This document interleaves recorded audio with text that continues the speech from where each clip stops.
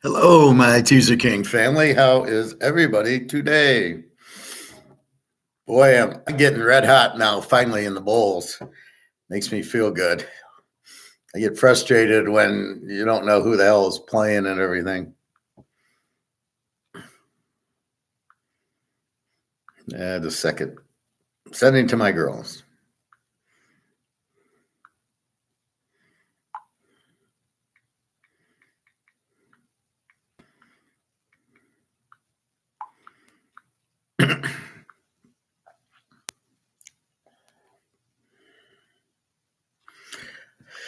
So, hot day yesterday. We hit West Virginia even 30-10. We don't play Virginia Tech, but we hit them. We lose on Louisville. All of a sudden, Joe Bob on USC throws for 6 touchdowns. Okay, against that defense, but we do have the bigger bets were Oklahoma State, West Virginia in 2 big teasers, and that's really why we do what we do. Ali Gordon had a nice game, 160 yards, 1 touchdown. I was surprised at Louisville. And now you wonder about Caleb. Is Caleb any good? Hey, Alex. Did I have BC? No, I didn't have BC. I didn't really. It was rainy there. I didn't really play it. I got today. I got Arizona today. And the Rutgers under. Eve Slots, Parlays and Travel. Good day, Professor. Hi, Eve Slots, Parlays and Travel. What's up? Zona's going to win. I was surprised with USC, but now you really wonder. Wait a minute, it's the system. So now it sounds like Alabama and Ohio State. Is Caleb this good? I mean, if some guy off the street comes and throws 6 touchdowns, you need to wonder about what the hell, what's going on. With Caleb, because apparently me and you, Alex, could go quarterback USC and throw for 6 touchdowns. Now, I know Louisville has a good defense. I'm sure some of the players were out, but anyway. So I don't know. What was the score of the SMU BC game?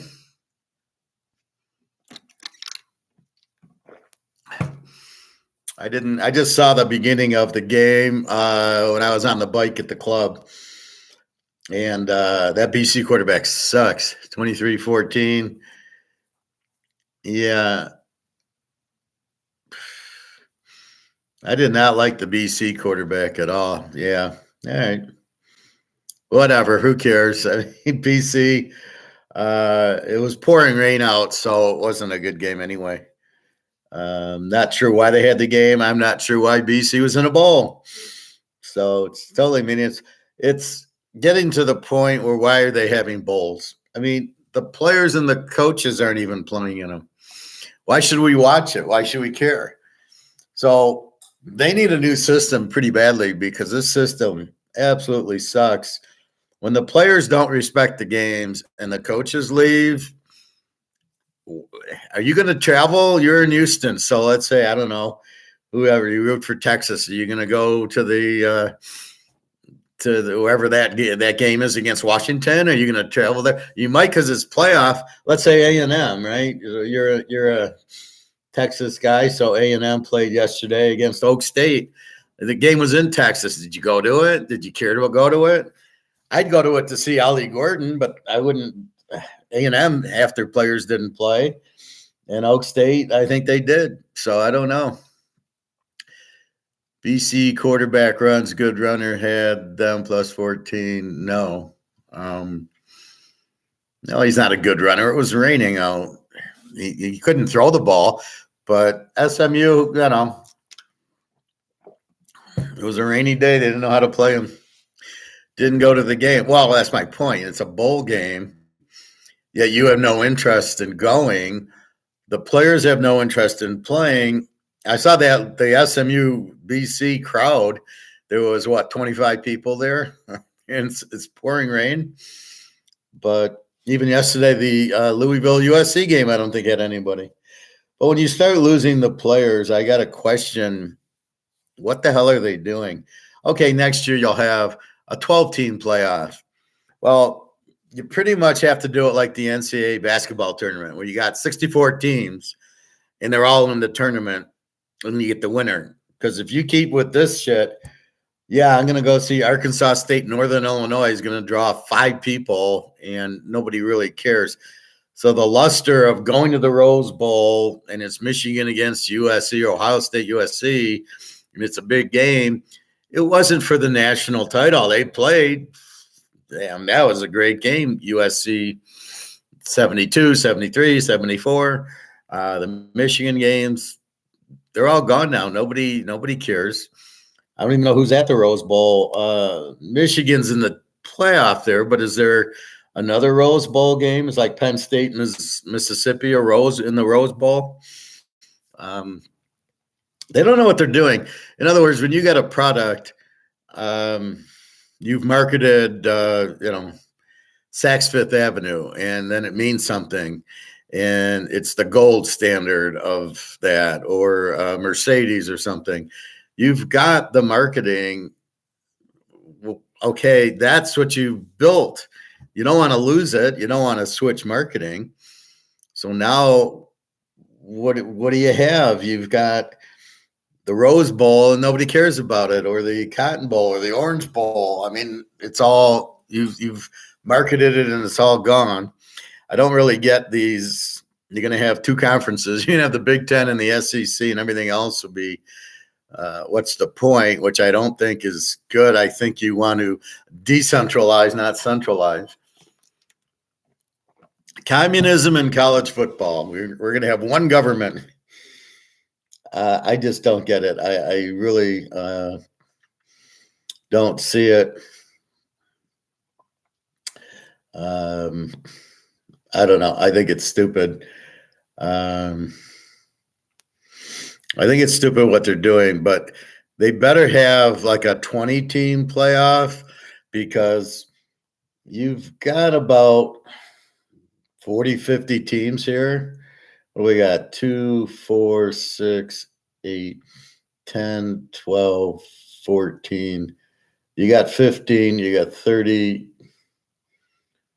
6, 38. You got 40 games, which is 80 teams. And of your 40 games, you have 2 that mean something, and the players are sitting out the other 38 games. So even if you have 12 teams in, you've got 40 games. 6 be meaningful. The other 30, nobody gives a shit about. You can't bet it. The players sitting out for the draft are a joke. Well, why doesn't the Alabama, Michigan, Texas, and Washington players sit out for the draft? Oh, they want to win the national title. Oh, really? That's what they want, but don't the other teams care? I mean, so they're sitting out so they don't get hurt. But these guys aren't worried about getting hurt. Well, they're in a playoff. Yeah, okay, sure. Why is any Michigan player not sitting out for the draft? Because they're not going to win. It's just mind-boggling. And then you got Georgia, Florida State, and Oregon, and Ohio State getting totally fucked over. Why you don't have 8 teams in this is beyond me. Brock Bowers is probably sitting out. Half the Florida State team sitting out. Georgia's now a 19-point favorite. I don't know what. Well, I guess the whole Florida State team's just sitting out.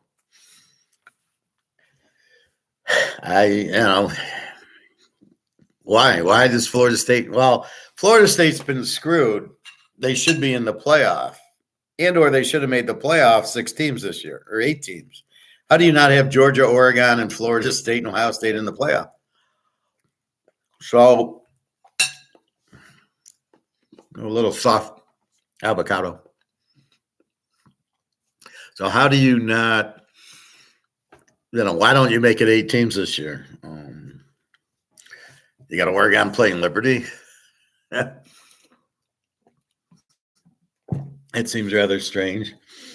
So, I mean, these teams are screwed, but so Florida State, instead of saying, look how good we are and go ahead and beat Georgia, they're back to their third string quarterback, the guy who played against Louisville. And they don't really have a chance. I'm looking. Well, the question is, how will Georgia play? Now, Brock Bowers is probably out. He's going to just sit out. And then right now, the Georgia quarterback, since he's a freshman his first year, I believe, or a sophomore, he's going to play because he wants the exposure.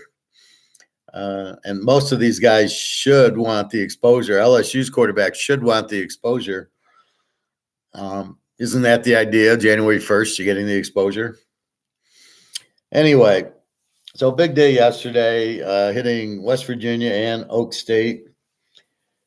And today we've got the Arizona game, and the Miami Rutgers under is the whole Miami team sitting out. Rutgers couldn't score against them anyway. They don't score a lot, so that's my picks for the day. A little bit on NC State under with Kansas State, as Will Howard doesn't play, and they're both 20 defenses. Again, it's hard because some of these guys that go portal and you assume they're not playing aren't really good guys anyway. He was beaten out as the starting. He's the second string quarterback. Who the hell wants him? You got beaten out. Why would I want a second team guy who couldn't beat out the guy? So I don't know why you would take it. I really don't get it. But anyway, so you've got a lot of that. Let's look at tomorrow. We got Clemson, a B team, 5.5, 47. Well, let's go through who's playing and not. We got 4 games tomorrow. And then we got 4 games on Saturday, Georgia, Florida State. And then on Monday. So let's go through the portal one more time.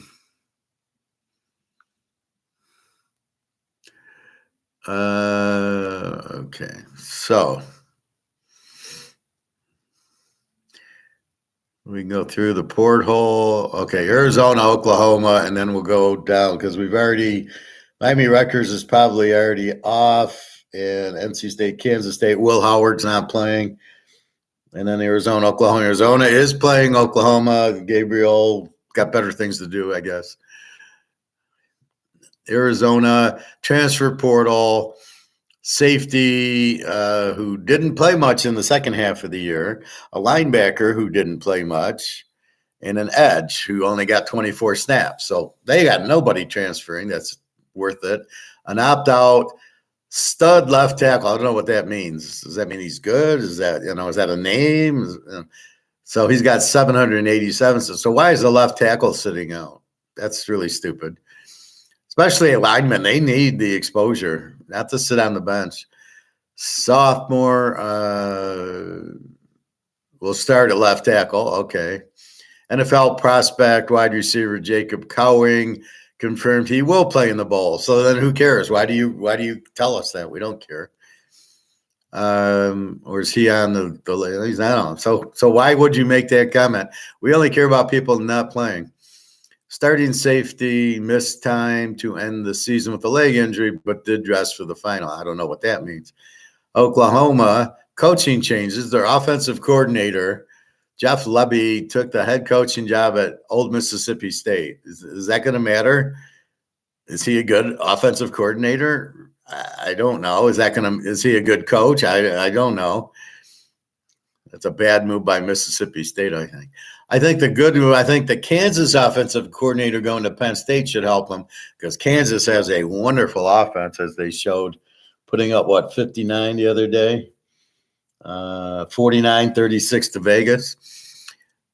Transfer portal. Dylan Gabriel is out. Jason Arnold with 94 snaps will start. Now, if you're on that team, how motivated are you to play in this game? Running back Walker, second leading rusher, but on bold depth chart. So he's in the transfer portal. So does that mean he's playing? I don't know. Another running back hasn't played since week 8. He's in the transfer portal. So he's in it because he's not playing because he's not any good. So why would I want this guy? Another running back with 33 snaps is in the transfer portal. But you went to Oklahoma and they're running the UCF offense, which is a lot of passes. So why would you, if you're a good running back, why would you go there? Starting left guard is in the portal. I assume he's not playing. Your two other offensive guards. One guy lost his job. The other guy only had 36 snaps. An offensive tackle with 30 snaps. A defensive lineman with 47. So who cares about these guys? Defensive back Kay Lawrence played less late in the year. So it's not really good players except for Dylan Gabriel, which I have no idea. Why would he transfer? So he's going to Oregon, I believe. But why? What's wrong with Oklahoma? Oh, my God. Injuries, top receiver, season-ending injury week 6. Troy Everett should start at center in place of Ryan, but he's been dealing with an injury, whatever. Opt-outs. These are the guys that I don't know. Are they getting ready for the NFL or they just don't want to play anymore? Right tackle in the center. So that's key. That's good for our under. You lose your center and your right tackle, they're just quitting. Star linebacker and starting safety announced they will return for the 2024 season. What does that have to do with this game? Are they playing or not? So that's today. That's tonight's game, Arizona, Oklahoma. Go Arizona. They're a very good team. They got a very good defense, and without Gabriel, they should handle Oklahoma. Now we got tomorrow. We got a noon game. Clemson and Kentucky. Who the fuck knows? Clemson transfer. Let's look at it. Clemson is a B team with a 20 defense. Kentucky's an E team with a 25. Over under, it's 5.5, 47. Clemson is a mystery. I don't know. They play good, then they don't. They played Florida State good. They beat Notre Dame. They lose to Duke. Who knows? Alex, the transfer portal is like free agency for college players. Dylan Gabriel is cashing in now because he probably won't be an NFL player. Why won't he be an NFL player? You telling me that O'Connell is better than Dylan Gabriel? I don't agree with you there. I don't see why he won't be an NFL player when I'm looking at Trevor Siemian, Joe Flacco, Zappi, Heineken, and Fields, and O'Connell, and you're telling me he's not better than all those guys? He's probably getting hundreds of thousands from Oregon, if not. Well, where do they get the money to pay him? And why wouldn't Oklahoma offer the same then? If it's going to be free agency and all of a sudden college is paying their players, where are they getting this money from? What, are they stealing it from the tuitions? They're not supposed to do that. Or is it the TV money? Okay, maybe it's the TV money, but why isn't Oklahoma saying we're going to pay you? So where's Oregon getting this money to pay Dylan Gabriel? What's NLI? I don't know what that is. Boosters. Again, what does that have to do with paying the player? I mean, it's not a business because these are not professionals. So is this guy going to start paying taxes on his $200,000 he's getting from Oregon? So I don't agree with you that he won't be an NFL player. I think that's ridiculous. There's nothing wrong with Dylan Gabriel. From what I'm seeing in the NFL, he's better than half of them. NIL, that's how college players now get money. Yes, taxes, it's income. Do they all get? So when the starting safety, Andrew Makuba from Clemson, is transferring, somebody's paying this guy to transfer to Michigan State, for example, or all the Colorado players that came from that? And then is there a what do you call it? Is there I want to call it a budget, but like in the NFL, there's a salary cap. So is there a salary cap? There's probably a salary cap. This whole thing this is college. You're getting a free education. That's worth $200,000 now in monopoly money, of course. Can he ask for gold? He should ask for gold. No cap. So this is the end of college football as we know it then. So if you're not a rich school, you won't have a football team. So there goes the MAC, the Sun Belt, the Conference USA, Mountain West all goes away. However much the team wants to spend, that's how it's done now, unfortunately. And does the team not have a budget? Do they not have a cap? And so where are they getting this money from? TV? The players are transferring the money. The fact they get a $200,000 scholarship doesn't mean anything. Okay. So let's say you're a kid going to Northwestern, Stanford, or Michigan. Do you want to transfer to Arkansas and you prefer to get a degree from Arkansas over these Michigan, Stanford, Northwestern schools? I don't know about that.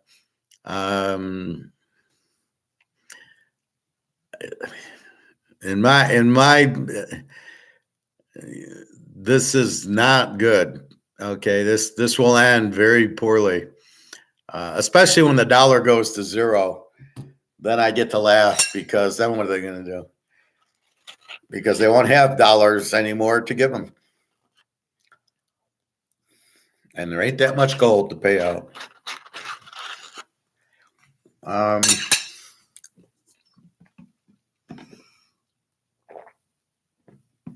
don't think most players are concerned with the degree.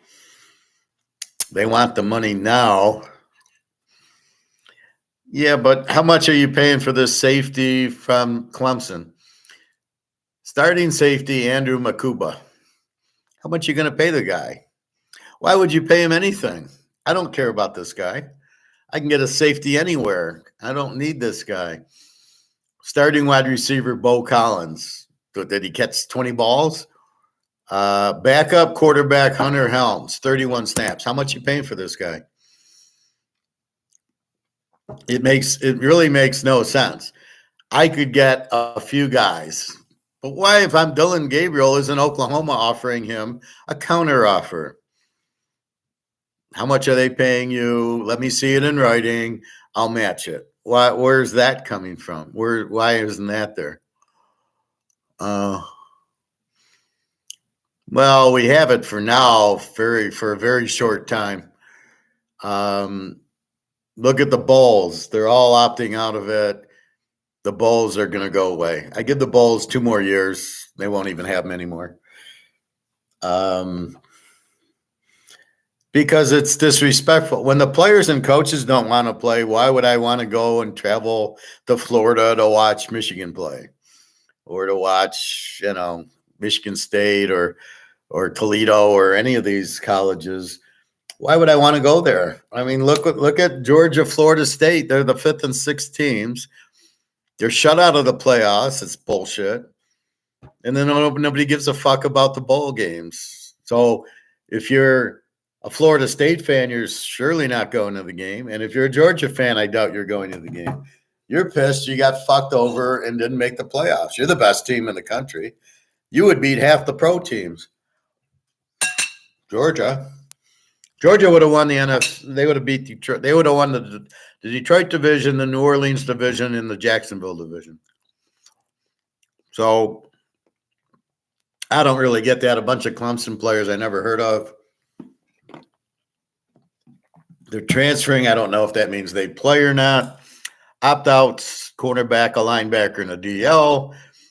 Who gives a shit? They don't want to get hurt. Then don't want to go play tennis. A potential opt-out. Well, we still don't know. Starting linebacker, Barrett currently announced he will return to Clemson next season. Oh, so did Clemson pay him to return? Is that where we're coming into? If I work at GM, do they pay me to stay? Well, I guess they give me a paycheck. Clemson will start true freshman cornerbacks. Okay, so now maybe we like Kentucky, except who is Kentucky? Is their quarterback playing? Looks like it is. Transferring an edge, a linebacker, a DL, and then two idiots with 80 snaps. Starting tight end, removed himself from the transfer portal. He couldn't get any money, I guess. NFL draft, Ray Davis. Who the hell's Ray Davis? Was still playing the ball. So then, well, who cares if he's in the NFL draft? Cornerback Andrew Phillips also expected to play in the bowl. So these two guys applied for the NFL draft and they're playing in the bowl. I'm so confused. Kentucky will likely only be without one starter, Wade, compared to Crimson's 5. So I like Kentucky. Let's give Kentucky a little nod here, getting 5.5. All right. Sun Bowl, Oregon State, Notre Dame. This is crazy.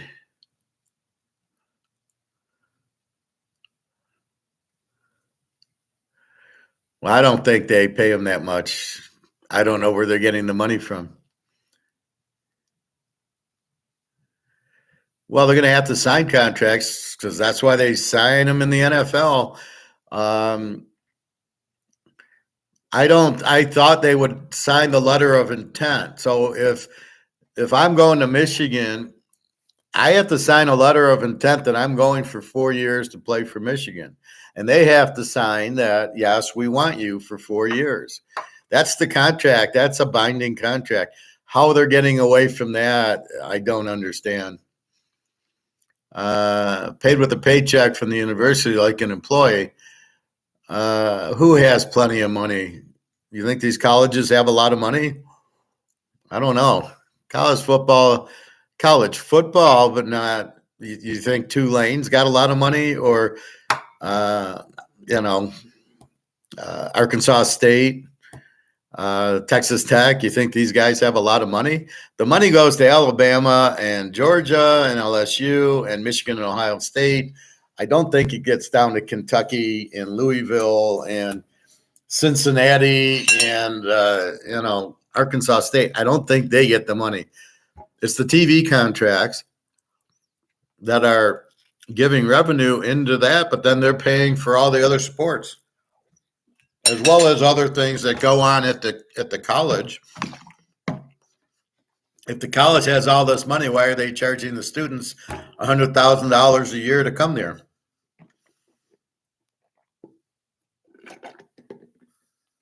I think the whole system's gone.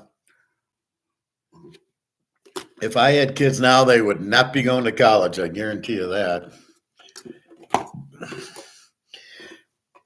I think the whole thing's blowing up. College is too expensive. The return on investment is not worth it. You pay $200,000. You pay a student loan to pay it back, because who has $200,000? And then,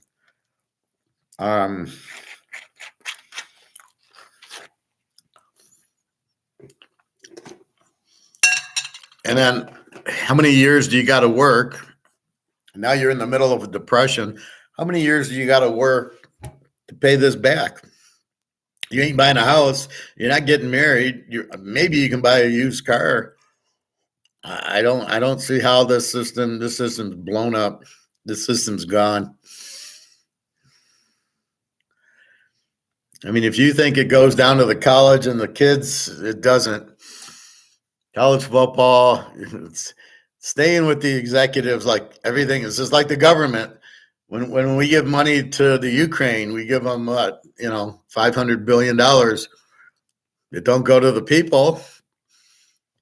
It doesn't even go to Zelensky. It goes to Biden, and it goes to the execs in the White House and the military. It doesn't even, maybe Zelensky gets a little bit of it. If you think Ukraine's getting, let's say it's $5 billion. If you think Ukraine's getting more than $1 million of the $5 billion, you're crazy. They don't. It never leaves the White House. They say it. Look at us. We're supporting the Ukraine, but they don't get the money. That money doesn't go there. College for doctors, lawyers only. Everything else, just learn through experience, learn a trade. I think the NCAA, they have a problem here that needs to be addressed. See, the TV's paying them, just like the NFL. And so you see the product of the NFL, all these bad teams, because they don't need to be good. So what happens? They don't play it's like the Lions. They don't pay their players. So as soon as your contract runs out from the draft, Darius Slay's on Philadelphia. The running back from Georgia is on Philadelphia. All these guys move because they don't want to pay them. They don't have to. They're not rewarded for success. The TV pays them guaranteed money. So the goal is to spend as little as possible. And that's why you see Trevor Siemian and Joe Flacco tonight, because they don't have to sign good talent. They don't have to win. They can all be like Carolina and go 2-15, and they don't care. They made money, and that's the point of business. So what you've got is, in the free market economics of America, you're getting more and more communism, because you're getting more and more.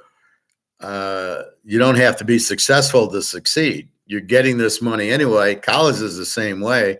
So basically, what you're saying is all these athletes are going to go to the schools that can afford them. And I don't think all the schools can afford these athletes. And then off they go. And then, so you're going to have 5 or 6 real good schools, because they can afford. And then the rest are going to be shit. Except for Alabama has already been doing this for 10 years. Since Nick Saban's been there, they've been paying the players. Tagliavua's mother, our parents, they bought him a house in Alabama or wherever. Might not have been Alabama, but they bought the parents a house, so they couldn't give the money to the kids. So they give it. So that's how Alabama's been playing for years. Alabama probably hates this because now everybody else has got money. But again, where do they get the money? And this is income, and you're going to pay these kids. Just like the NFL players, they'll need contracts. And are you going to pay this for 1 year? Really? So Oregon's got all this money somewhere, and they're going to pay. They've been paying Bo Nix. I don't know. And then now they're going to pay Gabriel to replace Bo Nix for 1 year. And what are they just going to – we've got all this money from TV, and we've got to pay our other sports, and we got to pay our teachers, and we got to pay all the buildings and maintenance and other expenses that they have. And they got to pay the president of the school money and all the board of directors. They all get raises. They're going to eat most of this money up, not the players. And it's probably one of the stupidest ideas I've ever heard in my life. All right, let's get enough of this. All right, so Oregon State coaching change. Oregon State staff has been shaken up for the bowl after head coach John Smith left for Michigan State. Why did he leave now? Why didn't he coach the bowl? What's he going to do at Michigan State now? You're not even recruiting anymore. You're just buying players that you have to be smart enough to know who to buy. The new head coach is former defensive coordinator Trent Bray, but he won't be with the team for the bowl. So who's coaching this team? Passing game coordinator Kenneth Henson takes over in the interim, while cornerbacks coach Anthony Pert will serve as the interim. So you don't even have the coach doesn't even attend his own bowl game. Transfer portal, DJ Uglia. Who the fuck is going to pay this guy $5 to quarterback? Backup quarterback is also gone. Who would pay for these guys? You would pay. I wouldn't pay $10 for Uglia. He stinks. Why would you pay him? Ben Goldbridson will be the starter. He played in 2022, who I thought should have been the starter this year. He's pretty good. Starting tight end is transfer portaling. Tight end. The second tight end is transfer portaling. The starting linebacker is transfer portaling. The starting safety, the starting cornerback, place kicker, opt-outs, wide receiver. Why is he opting out? And right tackle. Injury, starter left tackle and left guard both missed the finale. So they don't even have an offensive line. Miscellaneous. Damian Martinez is unlikely to play in the bowl despite being eligible after being arrested. Oh, you want this guy? Now, he's a very good running back. I do know that. So, okay.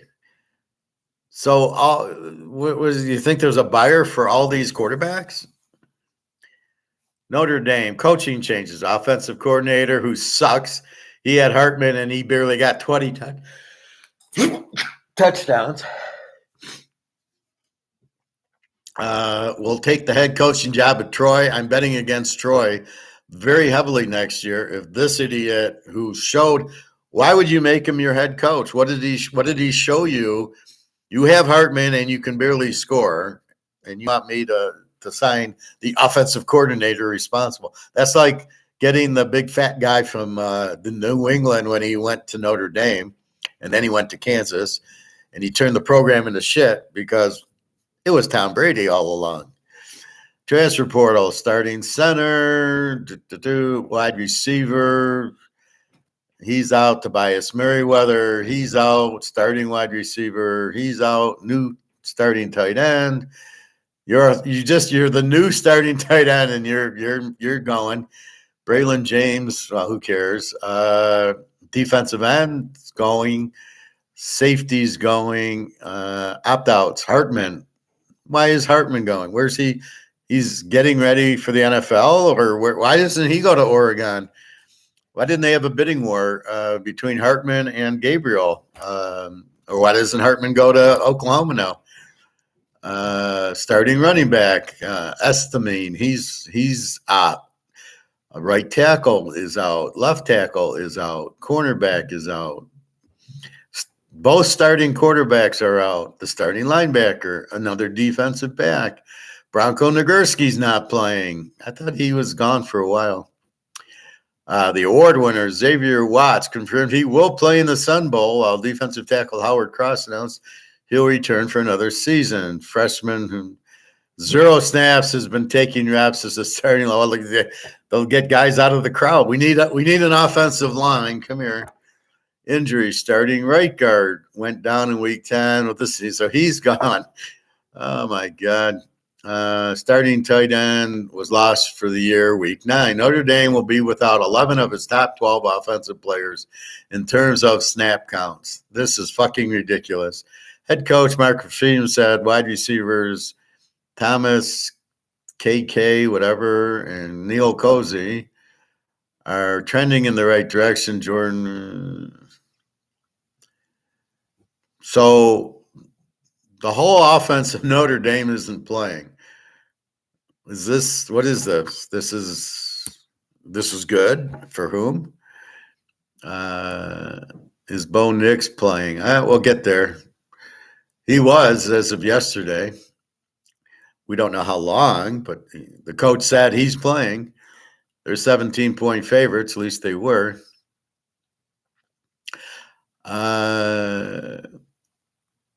Says he's playing, and so is the number 1 for Oregon. They should annihilate Liberty. I think Rudy Rudiger is playing for Notre Dame. I think Rudy needs to play. They say it's becoming a business, but it isn't a business. The fact they make money on TV has got nothing to do with the players. The players are students, hence student athletes. They're not there for money. They're there for free education. So what are we going to do now? Charge them for the education? Charge them for the free rent and the food and, food and board? Are we going to start? And so we're giving them money plus a free education worth about $200,000. And are they going to start claiming that on their tax return? And you think these idiots are going to be able to do a tax return? They're going to start losing money. This is really so. The top 1% will make a little bit of money, and then all the rest of these guys. So, do you think all the starting Notre Dame guys who are opting out or transfer portaling are going to get signed by another team? And if so, how much are they going to get paid? And who's sitting there with all these deep pockets what's the point of recruiting? So Michigan signs this great wide receiver. What's the point? He'll just go to Ohio State the following year because they'll pay him more. This is really, really bad. If my company says to me, we need you here for 2 years, or it's like when I signed the 1-year contract to work at GM, or Harley was supposed to be a year, you're saying I'll work for you for a year. And if somebody comes in, if GM comes in after 2 months and says, we'll pay you more, I got to turn them down if I've signed this contract for a year at Harley. This sounds like just ridiculous. This is a freaking nightmare. Memphis, Iowa State. Memphis will play in its home stadium. What kind of fucking bowl game? We're going to play in the Liberty Bowl. We'll have Memphis. What kind of bowl game is that? Starting right guard and offensive tackle and backup quarterback and safety are all transfer portaling. Okay. Injuries. Okay. Iowa State transfer portal. A couple of running backs. Nothing else. Injury, starting safety, missed the finale with a fractured forearm. Head coach Matt Campbell said the time off is helping. He remains 50-50. And see, they're full. They're Iowa State, they're playing. Now, does that mean nobody wants their players? I don't know. This is a fucking nightmare. Those commitment letters that players sign are non-binding legally. That's why they are called commitments. Oh, no. They got to sign. They sign a contract. The university signs them. The initial commitment is I'll go to Michigan. But until it's signed by Coach Bo and by me that they want me, because there's a lot of times they'll commit and then they'll decommit. Or Coach Bo will tell me, sorry, we got another receiver. We don't need you. Or we needed a tight end instead, so we signed the tight end. There's not enough room for you. So they are commitments to grab the kid before, but then they sign a letter of intent where the university says, okay, we're going to pay. It's a contract. We're going to pay your room and board and your schooling, and we'll put you up in the dorm and you play football for us. And that's how it works. So what's that going to go away? So the players are using the university because they need to showcase their talent. It's like a resume, right? Look, I can play left tackle. Look at me. And then you move to Oklahoma and you get paid for it. But it's not supposed to be like that. They're supposed to get drafted in the NFL and make their money by showing what they can do in college, not switching from Oklahoma to Oregon. That's bullshit. All right. Missouri, Ohio State, transfer portal, only a linebacker. Head coach Eli Drinkwitz, who's very good, expects everyone on the team to be available, except for injured starting cornerback and injured starting linebacker who will miss the Cotton Bowl. Fellow starting linebacker was lost for the season in week 5. So here, nobody's leaving Missouri. They got a great quarterback. They got a great running back. Nobody's leaving. Ohio State, starting quarterback, bye-bye. Devin Brown, 72 snaps, should be healthy to start. He sucks. Probably a running quarterback. Starting wide receiver, Julian Fleming gone. Cornerback, well, these guys with no snaps. So these are the guys that couldn't make the starting lineup are all going. Opt out. Starting wide receiver Marvin Harrison has now opted out. Defensive tackle Michael Hall, running back Mayan Williams. Potential opt-outs, Travion Henderson, Cade Stover, Jock. So be careful on Ohio State. This is another reason I would bet Missouri, because I would bet Henderson sits out. We've got Maserati Marvin sitting out. The cornerback's out. Good defense. So now I like Missouri even more. I do like the under in the game because of Ohio State's defense. And Missouri, pretty good. They're an A team. They played Georgia very well. I think they lost by 9 or something. Does Ohio State want to be there? Where's this game at? Wide receiver Ingabugawa announced they will play in the Cotton Bowl. All right, so who cares? So Mbigwa is realizing he's second to Marvin Harrison, has to show his worth. This is where I don't like what Seattle did with Smith Najimba. He was nothing during the year, and he played in the Rose Bowl and had a big Rose Bowl because everybody was covering Olave, and Seattle took him, and he sucks at Seattle. I don't know. Peach Bowl, Ole Miss, Penn State. Transferring 2 tight ends, a safety, and 4 guys with 10 snaps. Injury, starting right tackle was lost for the year. Opts out, an edge, okay. Miscellaneous backup quarterback Spencer Sanders was deemed academic. This is the kid from Oak State who had such problems there.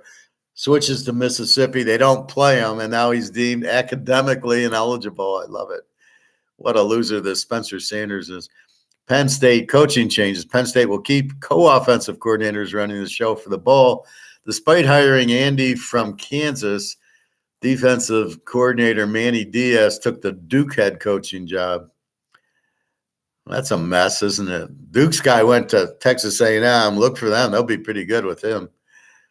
If you can win at Duke, you should be able to win at A&M. Transfer portal, a wide receiver who was meaningless.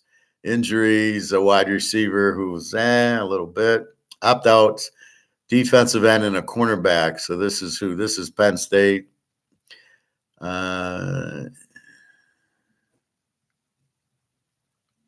Still may not play or have. I don't know who Fesnuno is. So there's 4 guys who declared for the draft but are expected to play in the bowl. What does that mean? Why did they do all this before the bowl games? Why don't they play the bowl games, then go apply for the draft, go do the transfer? Now it's just a nightmare. Auburn and Maryland. All I know, the bottom line is on this one is Tagliavua Jr. is opting out. What a loser. Seriously, he's opting out. Transfer portal. 1, 2, let's see.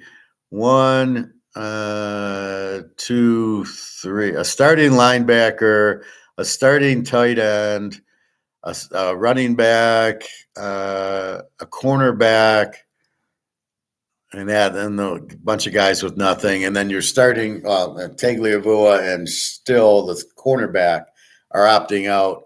Billy Edwards Jr., 45 snaps to start with Cameron adds 7 snaps, also getting some looks. You want to bet on Maryland? So now we like Auburn because they're not really losing much. And Tagliavua is the whole Maryland offense. And he sucks anyway. Georgia, transfer portal. Let's just do guys over 100 snaps. Wide receiver Mickey Moose, punt returner, 750 all-purpose yards. Well, I thought that was 750 snaps. Outside linebacker Marvin Jones, and starting linebacker who was injured, the guy who hurt his shoulder. So outside of that, nobody really important, just guys that are backups are transferring.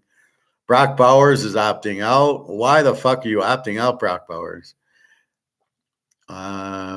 Potential opt-outs, well, we don't care until they're opt-outs. All 3 above did at least travel with the team. Who cares? Wide receiver Lad McConkey has been dealing with an injury, but he will try to get. See, here's McConkey's injured, but he's going to give it a go, and then Brock Bowers sits out. Starting wide receiver Rara Thomas wasn't dressed for the SEC title. These are injuries. So Really, Georgia, the only one they're missing is Brock Bowers, and potential opt-outs are a couple of linemen, a cornerback and an offensive guard. I don't care about them. So Georgia's really pretty healthy. The quarterback's playing and everything else. Florida State, Jordan Travis will never play again with his foot. So third stringer Brock Glenn, who started the ACC championship game and couldn't get a first down, will start. Transferring. Tate Rodemaker's now transferring. The guy plays 3 plays against one team, and now he's transferring. Good luck with him. How much are you going to pay him, Alex, to go? Where's he going to go? Auburn? Is he going to go to Washington or USC? Tate Rodemaker. What a joke. I wouldn't give this guy $5. Oh, my God. Starting linebacker is transferring. A defensive tackle. An offensive tackle. All right, that's it. All right. Opt-outs. Wide receiver, tight end, running back. These are all starters. Defensive end, defensive tackle, a safety, and 2 cornerbacks. I've already bet this game under, so now I'm a little bit worried. Although I don't think that Florida State's going to score in the game, because Georgia's I think Georgia's going to say, you fucked us, and we're going to show you, and we're going to kill Florida State. And Florida State's not even trying. You're starting wide receivers, you're starting cornerbacks, you're starting defensive end and tackle, you're starting running back, and you're starting safety are opting out of the game. What the fuck is that? What a team. Injuries, running back isn't on depth chart following surgery. Okay, somebody else. So that's why Georgia's up to 19.5. Georgia's playing, except for Brock Bowers, which he sat out 3 or 4 games, and they didn't miss a stride. I look for Georgia to shut him out here. I got the under 50. Yeah, that should be good. I'm not going to talk about the Arizona Bowl, Toledo, and Wyoming. Transfer portal. The starting quarterback is transferring, and a left guard. So who's going to take the left guard from Toledo? Wyoming. Transfer portal. Starting cornerback committed to Vanderbilt. Ooh, he's going to Vanderbilt. What a financial burden that. So Vanderbilt's actually going to pay a guy from Wyoming to come. Oh, my God.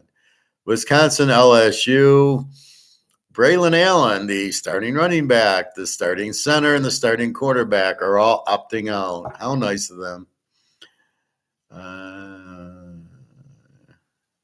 Transfer portal, starting wide receiver. Both of them are out. Offensive lineman, starting linebacker, starting DL, and the DE are all transferring. Injuries, cornerback, wide receiver, and 2 running backs. So 2 more running backs. The Badgers could be very thin.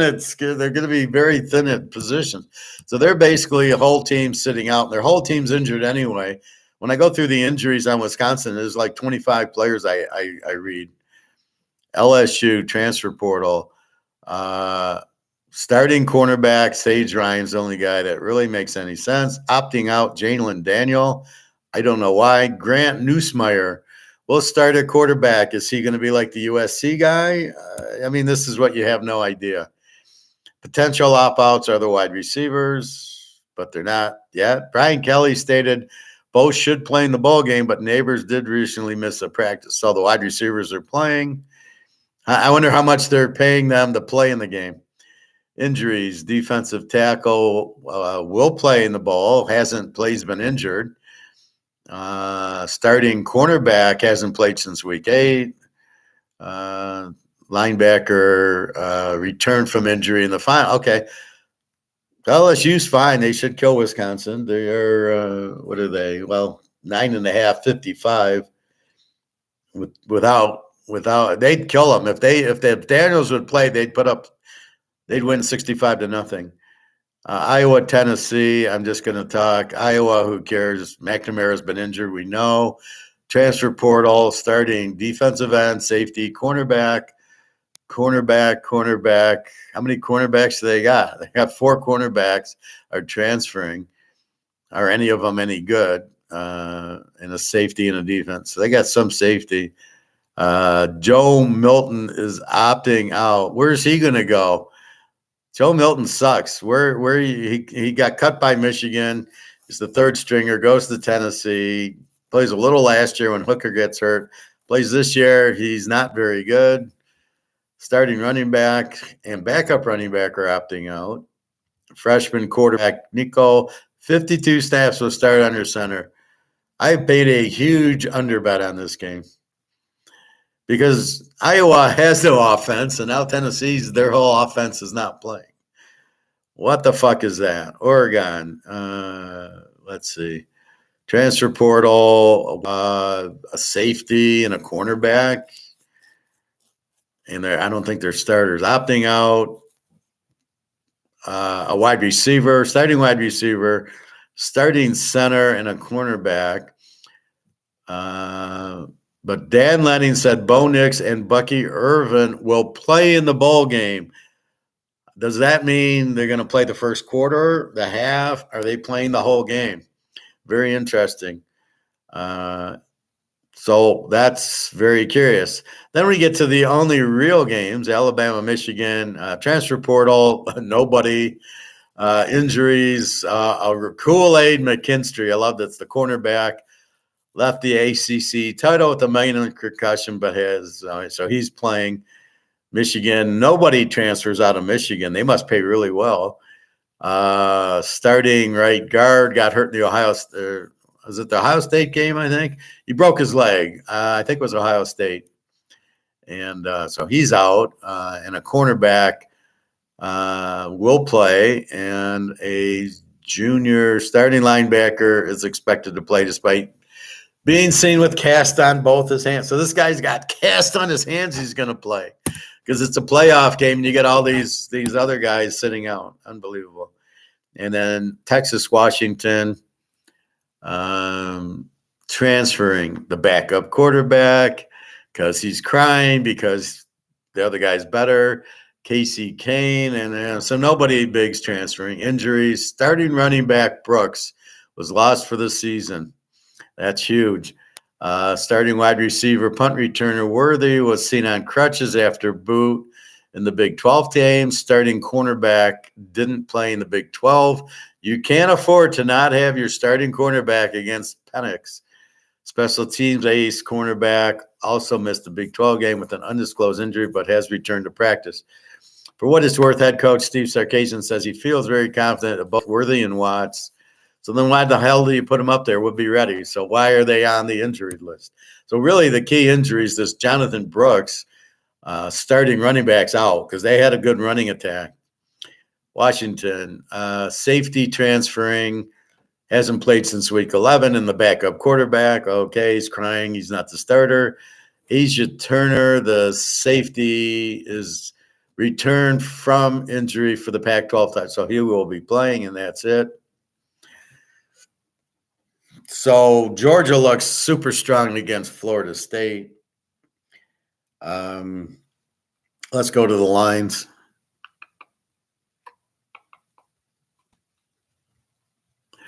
And then we'll go to the NFL. Rutgers 14-0 over Miami. That's my boys. And the funny part is Miami keeps their coach. What do we got? 7 minutes left in the second quarter, 14-0 Rutgers. I am under 48 in that game. And Miami's got no quarterback. All right. So that game we can't. All right. Kansas State 2.5, 48.5. Hasn't moved. I don't know why Kansas State without Will Howard is starting. Arizona 1.5, 59.5 to Oklahoma. Oklahoma without their quarterback, what are they going to do? I love Arizona and I love the under in the game. Clemson 4.5, 44.5. Oh yeah, they listened to me. It was 5.5. And down from 47 to 45. I'm not sure about the under in the game because the quarterbacks are playing, but I do like Kentucky. Seems like a live dog. Notre Dame 6.5, 41.5. Can you explain to me why Notre Dame's a 6.5 point? Well, I guess Oogly Boogly and and those guys aren't playing, but I like the backup quarterback's okay for Oregon State. He played last year, so he's not bad. Oregon State at 21 defense, Notre Dame with a 16 defense. Their whole offense is out. What the fuck are they going to do? I already bet the game under. Let's see. Iowa State 10.5, 57.5, up from 8.5. Big move there. 57.5. I'm not sure why Iowa State went up. Memphis is starting their quarterback, and Iowa State starting theirs. Iowa State with the E team with the 22 defense. Memphis over 29 at home. I don't know. I think I like the over in this game, although I hate playing the over in Iowa State games. But Memphis should score, and Rocco Beck should have a big day for Iowa State. Oh, what's going on in Ohio State? Ohio State's 3.5, 48.5 over Missouri. Boy, now I love Missouri. Getting 9.5 now. I haven't bet this game, but I like Missouri a lot. Over under 48.5.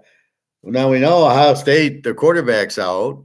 Marvin Harrison's out. Good defense. Missouri, nobody out that we know of. So I'm very confused by this line movement. You got the quarterback and Harrison out. Good defense. Missouri, very strong team. Not getting any credit, I guess. I'll have to take a jab at Missouri getting 9.5. Holy shit. Penn State 4.5, 48.5, up from 3.5. I'm not sure why. An even game. Penn State with an 11 defense. Mississippi with a 22 defense. Both are like A and B type of teams. So they're good offensive teams. Auburn 6.5, 47.5. Maryland, we know Tagliabue's out. I'm not aware that Auburn's not sitting their quarterback out. 6.5 up to 47.5. So this doesn't make sense at all. Why would the spread on Auburn go down? Because Tagliabue is sitting out, but yet the total go up. This is fucking retarded. Auburn a B team, 22 defense. Maryland a B team, 23 defense. Again, this is overall. I haven't done the college, but I've done the pro, where I just take the last 6 games. Georgia, Florida State. Georgia's 19.5, 44.5. So the total hasn't changed, but they're 19. I don't know if I'd lay 19 here, but I like the under in the game anyway. Florida State under. Florida State has no quarter. They got the third-string quarterback going against the Georgia defense, which apparently is playing. There's a couple guys out, but it doesn't matter. They rotate in 20 guys. But their quarterback's playing. Florida State, some of their defense is playing. Florida State doesn't care. This is retarded, this whole bowl thing. All right. I like the game under. Wyoming, 3.5, 44.5. Who really gives a fuck? Toledo an A team, but their quarterback's not playing, so they're really not an A team. Wyoming's an E team with the 23 defense. Toledo with the 20 defense, but it's a MAC defense. In other words, the offenses in the MAC suck. I like the game under because Wyoming's an under and Toledo doesn't have their quarterback. So then I don't anticipate them to score much without their quarterback. So really, I'm just, the quarterback's out in Maryland. I'm going to bet against them.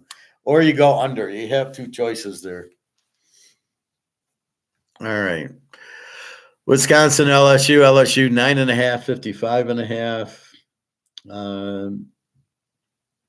Wisconsin is like a Z team now. They got a 19 defense, but half of them are out. LSU is not an over anymore because they're using the backup quarterback. So they go down to an E with a 28 defense. So their defense sucks, but Wisconsin, Mordecai is playing apparently. It's just they don't have the running back. LSU without Daniels, we'll see with the backup. Again, it could be like USC where It's a Brian Kelly offense, so maybe he's very good. Who knows? How do you bet? It's like betting preseason. You're betting the fourth string guys. How do you bet that? Tennessee, 6.5, 35.5. So the over-under hasn't changed. Iowa, we know, can't score more than 10 points in the game. Tennessee now, without their starting quarterback and running backs, what are they going to do? They're going to light it up with the second stringers. I mean, you gotta go under here too. I mean, this is a fucking joke. Over under 36, I go 42 under. We know Iowa doesn't score, and they held Michigan to 26. All right.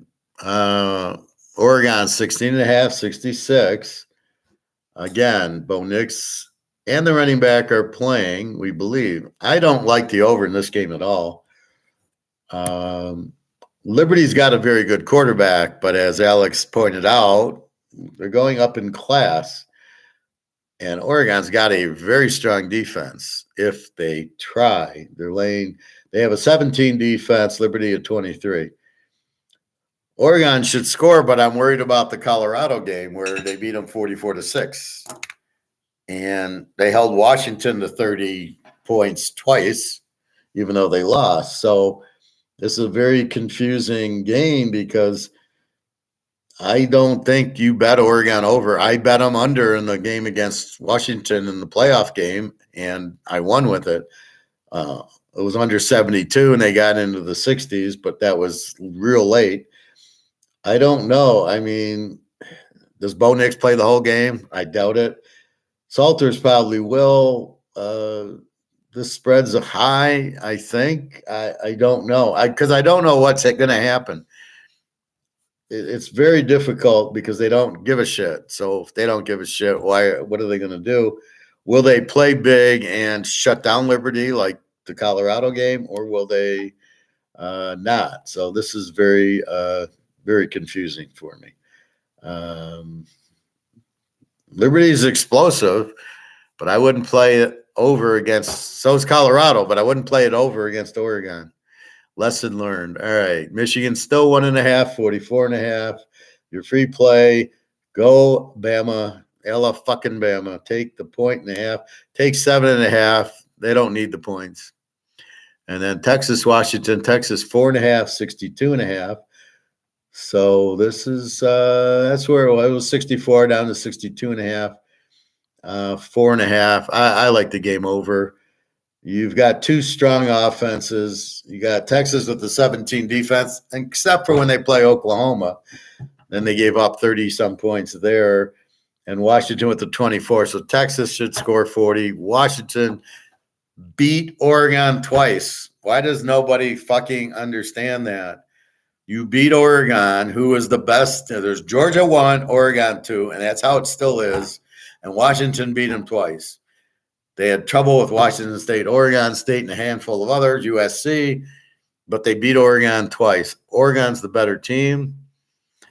But, so it's like saying, the Niners lost to Minnesota. So I think Minnesota should be the number 1 seed, and the Niners shouldn't be in there because they lost to Minnesota. I mean, that's how stupid it sounds. You play the schedule, and it's how many you win. The difference is in the pros, you're playing pros. In college, you're playing high school teams. So you can't even do that because the schedule is so fucked up the way they have everything. All right, let's see. What do we got? Boston College 23-14. We got Oak State 31-23. My boys, SC 42-28. There goes Louisville's defense. West Virginia 30-10. There we go. Virginia Tech 41-20. See, Tulane laid down. They didn't play their guys. Virginia Tech made them play, made them pay for it.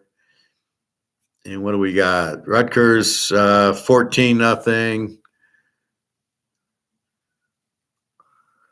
5 minutes left in the half. So it's 1st and 10 at the Rutgers 17. Miami scored 14-7. All right. That's why I don't like to look on this. All right. That's your college. Now let's go to the pros.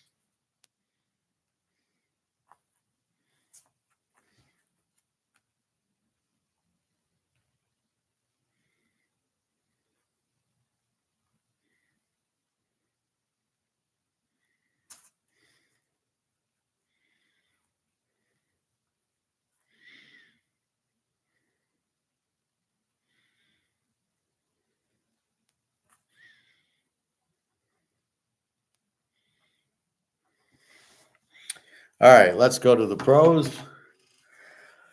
So tonight we have the Kansas State NC State game and the Arizona Oklahoma game. Tomorrow we have Oregon State Notre Dame. We've got Clemson Kentucky, Memphis Iowa State, and Missouri Ohio State. The 30th, we got Penn State, Ole Miss, Auburn Maryland, Georgia Florida State, Toledo Wyoming. What is Toledo Wyoming? Why are they even in a bowl game? And then the rest is on 1-1. We'll worry about that later. And now we go to the pros. So tonight, we've got the JETSs against Cleveland. We got Simeon against Flacco. And you're telling me that you're trying to tell me Gabriel won't make the pros, throwing like 40 touchdowns and 5 picks. And I got Simeon against Flacco. And I'm supposed to respond to you with a straight face. If you don't think that Gabriel's going to make the pros, you don't know anything about quarterbacking, I guess. That's a ridiculous statement.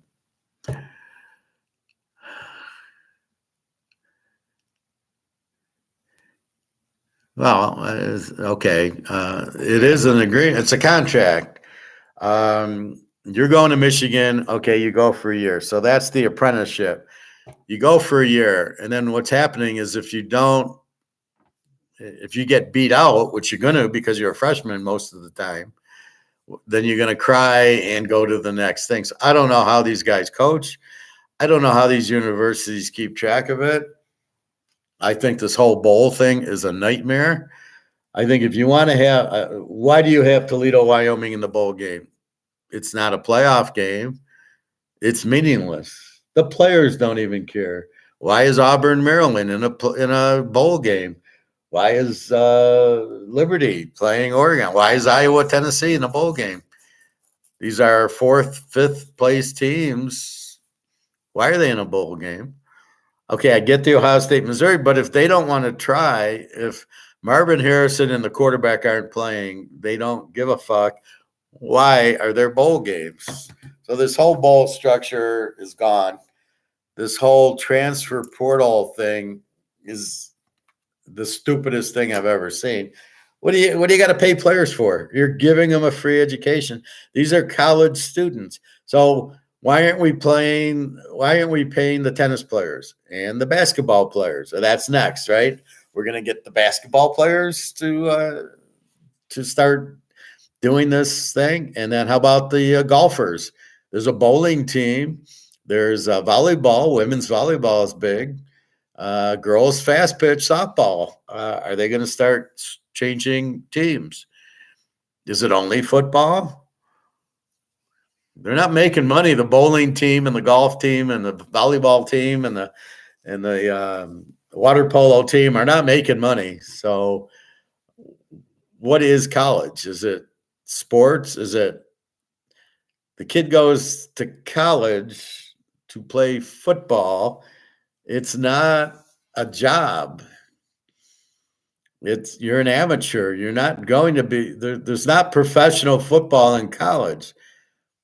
This is where the problem is. This is amateur sports in college. You are playing, and then if you're good enough, you'll play in the pros. But you're a college student, and you're not there. So if I go to my master's program, I worked at an auto company. They paid me, not the college. I was a good golfer. Should I have gotten paid to play on the golf team? No, I'm a student. So they're missing the whole point. All right. Anyway, enough of that. Let's go through the line first, then we'll go through the injuries. We've got Cleveland 7.5, 34.5. In Cleveland, light winds. Simeon against Flacco. We've got a 24 defense in the JETSs, 25 defense in Cleveland, an E team in Cleveland. Flacco's been scoring more, and Simeon, not sure. He just took over. They had a big game last week. Let's see, the JETSs put up 30 on Washington. Oh, by the way, Washington's 35 defense. So not surprising the Jets did it. So Cleveland needs the game for the playoffs. They're in the playoffs, I think. I think they've clinched. They've got 9 wins or 10 wins. They're still going after Baltimore to win their division. And I think they're pretty secure in the wild card. So we will see. Again, the true defenses are 24 Jets, 25 Cleveland. You would think they'd be better, but Cleveland, Alex is saying, is not an under team. Well, there ain't an over team either, but it's their defense has gotten worse. And then with Flacco, they're scoring more. With Watson, they were an under team, and with Thompson Robinson, they were an under team, which makes the whole thing a nightmare and very confusing to try to figure out the team. Is really the difficult part because you've got this plug and play with the quarterbacks. You cannot sit there and have Watson play 4 or 5 games. Then you go to the other guy, PJ Walker, for a couple games. And then you go to Thompson Robinson for a couple games. And now you go to Flacco. So they've had 4 starting quarterbacks. And we're in week 17. They played 16 games. 15 games, and you've had 4 starting quarterbacks. So Chubb's been out, Hunt's been out, Mari Cooper's questionable in this game. That's the only major injury. So let's go through this. So Dallas 4.5, 52.5. What's going on here?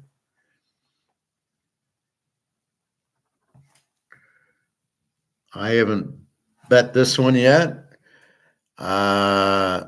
Interesting. Alex, what's going on? Anything in Dallas? Somebody get hurt? I'll go through the injuries in a minute. Baltimore 3.5, 46.5. This is, I see the Miami guys are questionable. Tag and Mozart and the 2 receivers, Waddle and Hill, are all questionable. I'm sure they'll all play. It's a big fucking game. But Baltimore's healthy. I like Baltimore here. If they're injured or not, I like Baltimore here. Miami doesn't have a defense. So going through Miami, they're an A team with really a 23 defense, and Baltimore with a 20 defense, not a 16. So when you start looking at the last 6, you get a better feel for their defense. Tag and Lamar, and they're both A teams, good defenses. Although I'm not quite sure about Miami's defense, and both teams need the game. New England and Buffalo 13.5, 40.5. I'm not sure I get this line. I think this is way over. As long as Zappy plays, New England's got a pretty good offense. New England is an under team with Zappy. Buffalo, an A team with the 20 defense. Again, Buffalo 13.5, 40.5. Zappy against Allen. New England with about a 17, 18 defense. Buffalo with a 20 defense. See, Zappy changes it because he actually can complete passes and throw for touchdowns. Buffalo is not as strong as you think defensively. They should be an 18, but they're really a 20. Buffalo needs the game. New England doesn't, but you know how Belichick is. So they played well against Denver. put up 26 on Denver. Denver's got a 22 defense. So does Buffalo's got a 20. So I think New England scores a little bit here. I think this over is way too low. 40 points. Jesus, that's ridiculous. The Bears, 337.5 to Atlanta. Heineken's questionable. Chicago has a receiver questionable. Atlanta's an under team with a 20 defense. The Bears are an even team with really an 18 defense. Maybe let's call it a 20. They both should get into the 20s. This is another low 37. The weather's not terrible there. Houston and Tennessee. Houston 5.5, 43.5. Up from 4.5. I think it was 5.5, down to 4.5, back to 5.5. Maybe Stroud's playing. Who cares? 5.5, 43. Playoff game for Houston. Tennessee, I think, is out of it. Indy, 3.5, 43.5 to Oakland. Oakland's an under team. Strong defense, 16 defense now.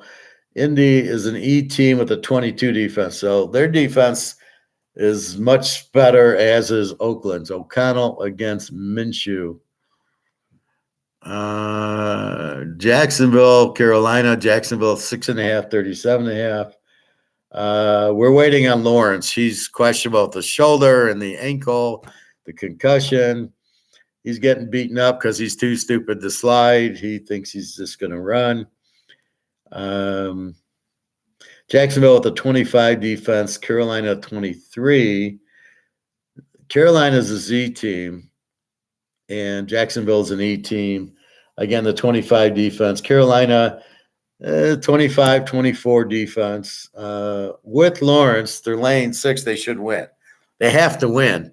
This is a playoff game, and the other two, Houston and Indy, are tied. They're all 8-7, I think. So they have to win this game at home against Carolina, who is 15-0 against in a teaser. So if Lawrence plays, we're taking Jacksonville. The Rams against the Giants. The Rams 5.5, 44.5. And Stafford's red hot. Rams are an E team, 22 defense. The Giants, a Z team with a 25. They're starting Stafford against Taylor. Danny DeVito was going back to taxi, I think. The Rams are playing well. I like the Rams here, even at New York. Yeah, thank you. Tyrod Taylor can't complete a pass. He runs, but that's it. Philadelphia, 10.5, 48. That's our free play. Go over in the game. Arizona Z team with the 27 defense, even taking the last 6, they're still a 27 defense. Philly is an over team with a 28 defense, hence the free pick being the over in the game. I can't trust Philly minus 4.5. The Kyler Murray won't get touchdowns and they'll win by 3.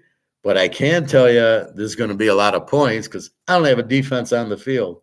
Philly's defense sucks, as you know. Arizona's defense sucks, as you know. Murray against Hurts. Murray was questionable with the illness. I think it's the flu, but he's fine now. And Hurts. Philly's a huge trend, 14-3 home favorite.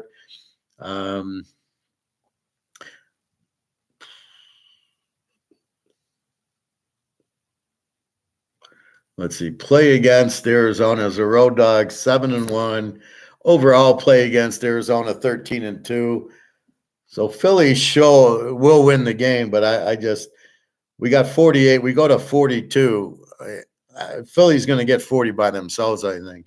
The question is what is Kyler Murray and how much does Arizona score against this defense that couldn't stop anybody? Tampa Bay, 2.5, 42.5. We got an under team in New Orleans, a 21 defense, an E team in Tampa with a 23 defense. Carr against Mayfield. Tampa 9-2 is a home favorite, 13-2 overall. New Orleans 8-1 is a road dog. 9-2 play against home favorite against Tampa. Tampa's 13-2 this year.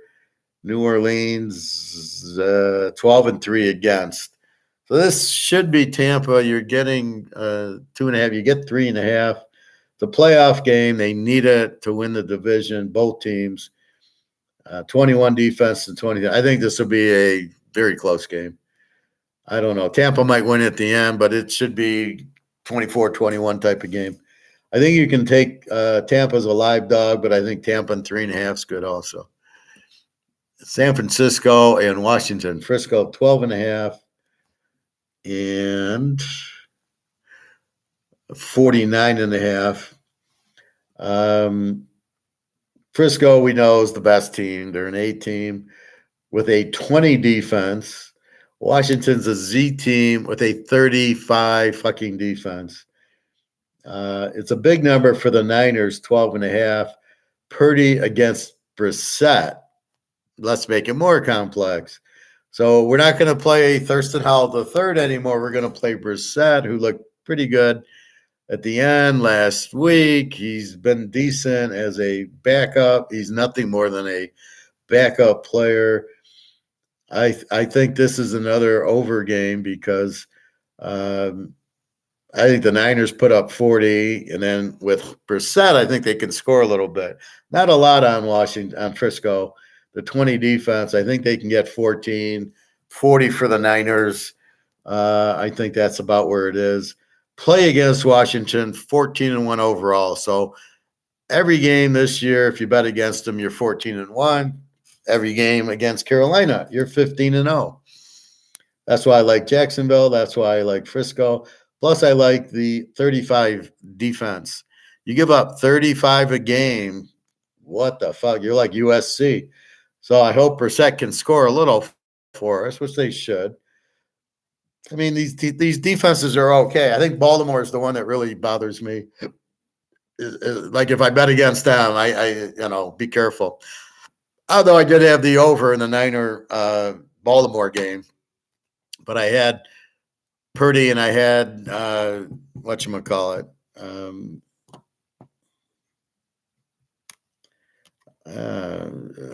McCaffrey. I had McCaffrey, so I took it. Here with Miami, it's kind of, if they're all healthy, I think this is an over because I think Baltimore puts up the 40. I think Baltimore wins this game pretty easily, but we'll get to that. Seattle 3.5, 41.5. We got. I don't think it'll be Pickett. I think it should be the Oak State quarterback, Rudolph, I think. I don't think Pickett is available yet. He broke his ankle, I thought. So I don't know that it says him, but I don't buy it. Against Smith.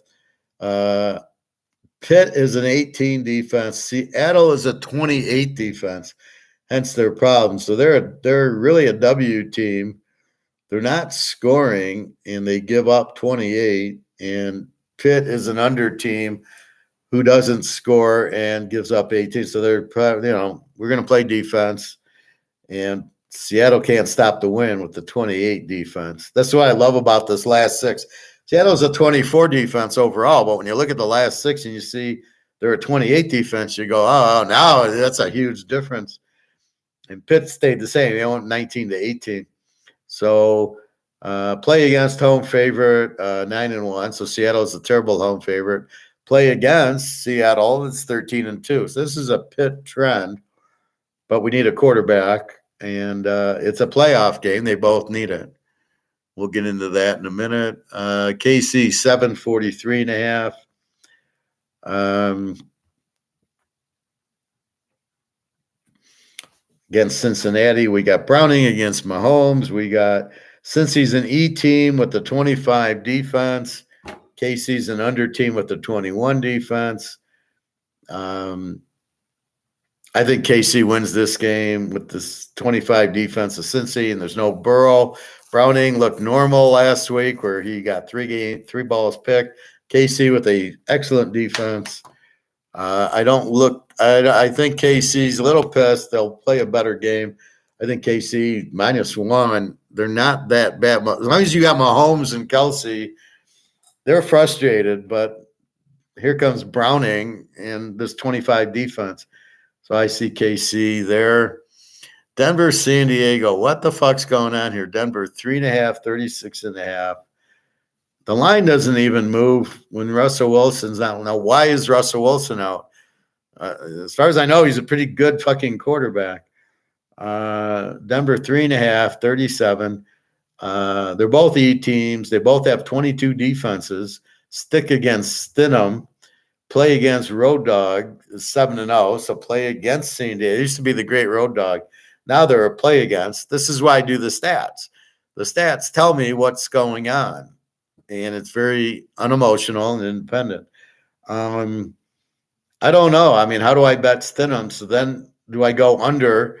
The over-under is 37. I go under 43, kind of low, but I think I might get there.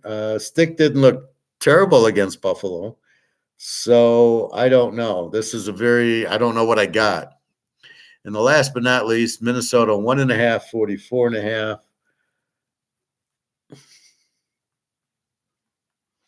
We got Minnie and Green Bay. Green Bay is an even team with a 24 defense. Minnie's an under team with an 18. Love against Mullins. Play against Minnie as a home favorite, 11-1. Green Bay's 9-1 as a road dog. Minnie's 10-2 as a home favorite. And Minnie's 14-1 if you bet them this year. So the play's Minnesota at 14-1 this year, and at 1.5 I get 4.5. Mullins, all right, a lot of interceptions. Love, can't bet on Love. He's terrible. The better defense goes to Minnesota at 18, Green Bay at 24. So I think Minnesota. I don't know. I got it as a playoff game, so I guess if they can win the wild card, they can't win the division. So this will be interesting. Then they got Detroit next week. So let's see what the hell's going on in my Detroit-Dallas game. So the total went down 1 point to 52.5. The line went from 6.5 to 4.5. Why is the line going down? What would make the line go down? Riddle me this, Batman. I've been watching a lot of Batman. So we must answer this riddle correctly to make money here. So the Jets, Cleveland tonight. Amari Cooper questionable. I'm sure he will play. They need the game. No rain, 43 degrees, 5-mile-an-hour wind. So it's raining in Detroit. I would have thought it would have been raining in Cleveland, but it's not. So it's on its way. It's a very low total for Simeon and Flacco. Here's where we beat Vegas, because Vegas looks at the whole season, and we're breaking it down going, well, wait a minute, Cleveland, 25 defense, the Jets, 24. They're scoring more with Flacco. This is definitely an over in my mind without no rain or anything. Detroit, Dallas, I don't see an injury. Prescott, Pollard, Lamb. So everybody is there. This still has 5.5. So let's refresh. Maybe it's the sharps betting on Detroit.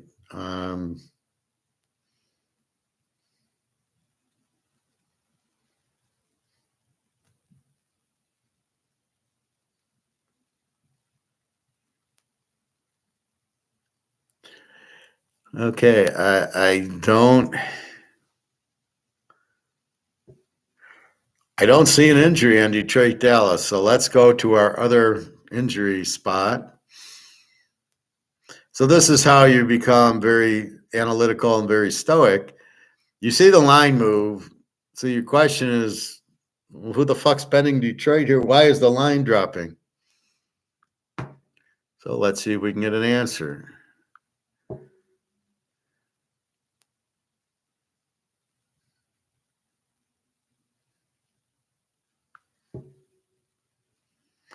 All right, so let's go to the D's.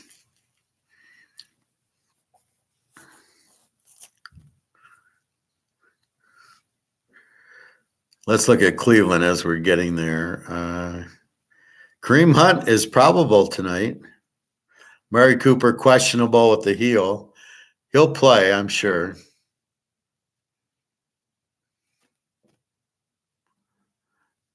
All right, Dallas.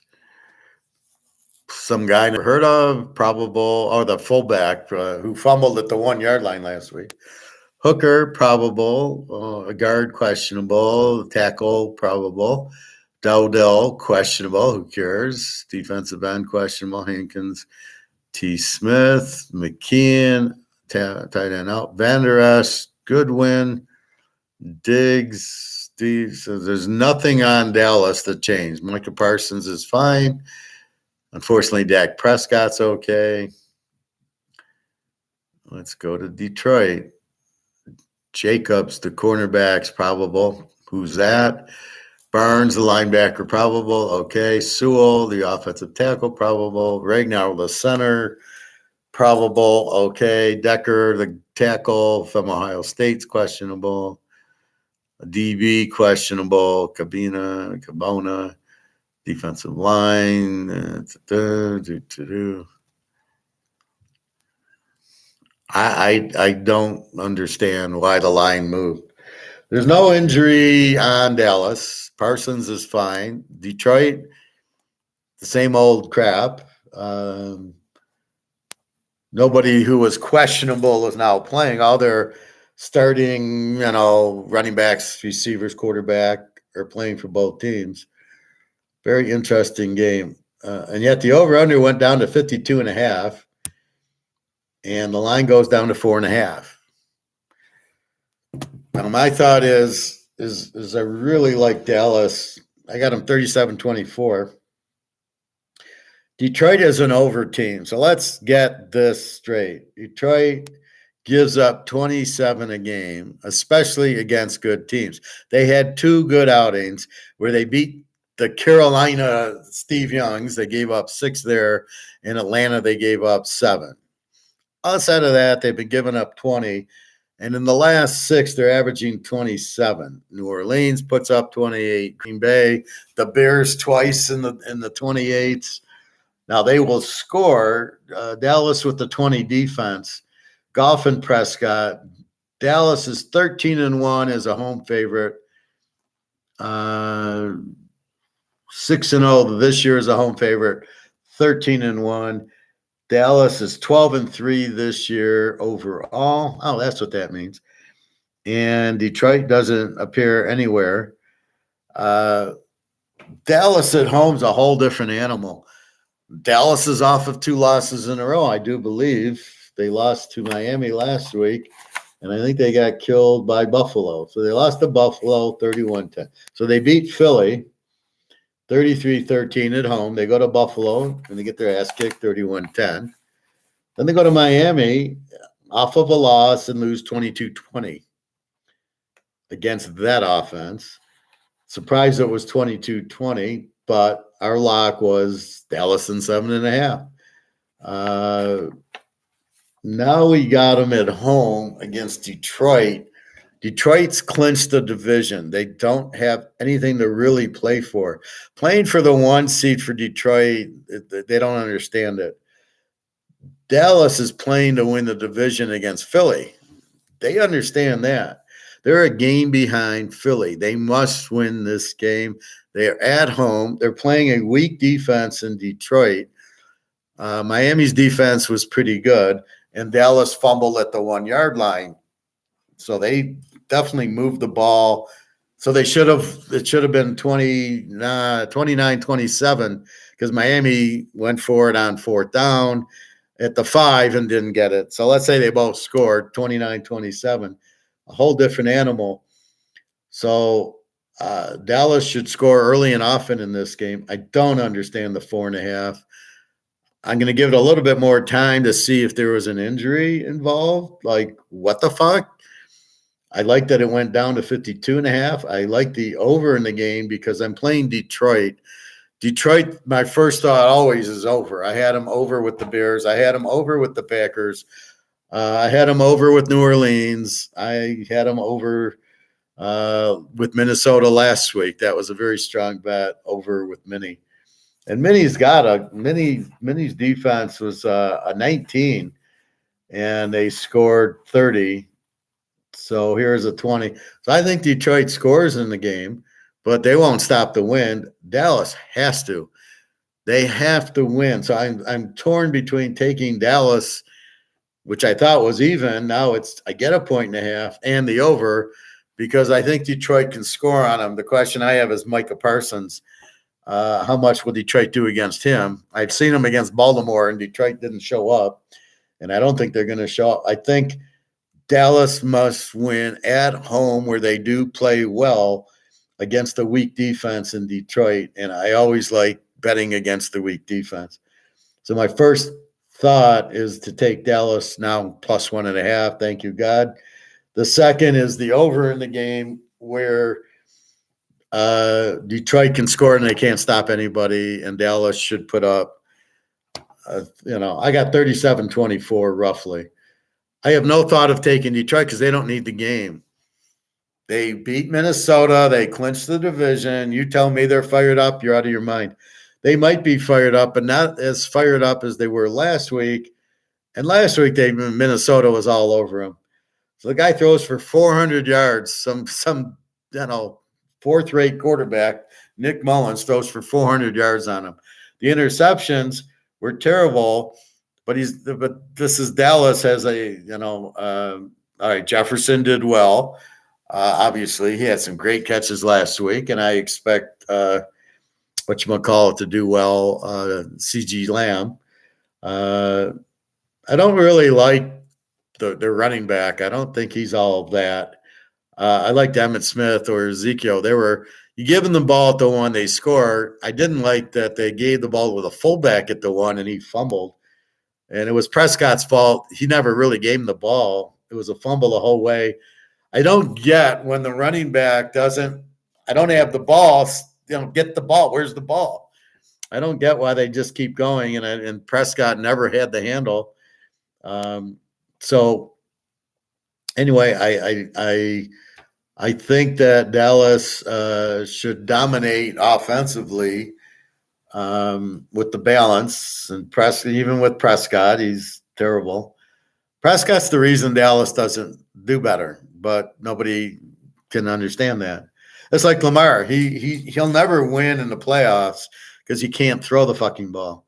But people think he's great because he can run. Well, but that doesn't win playoff. When you get against the better defenses, you have to throw it.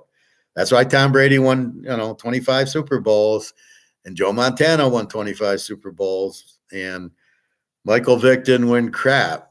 Yeah, he could run like Lamar, but in the playoffs, didn't do shit.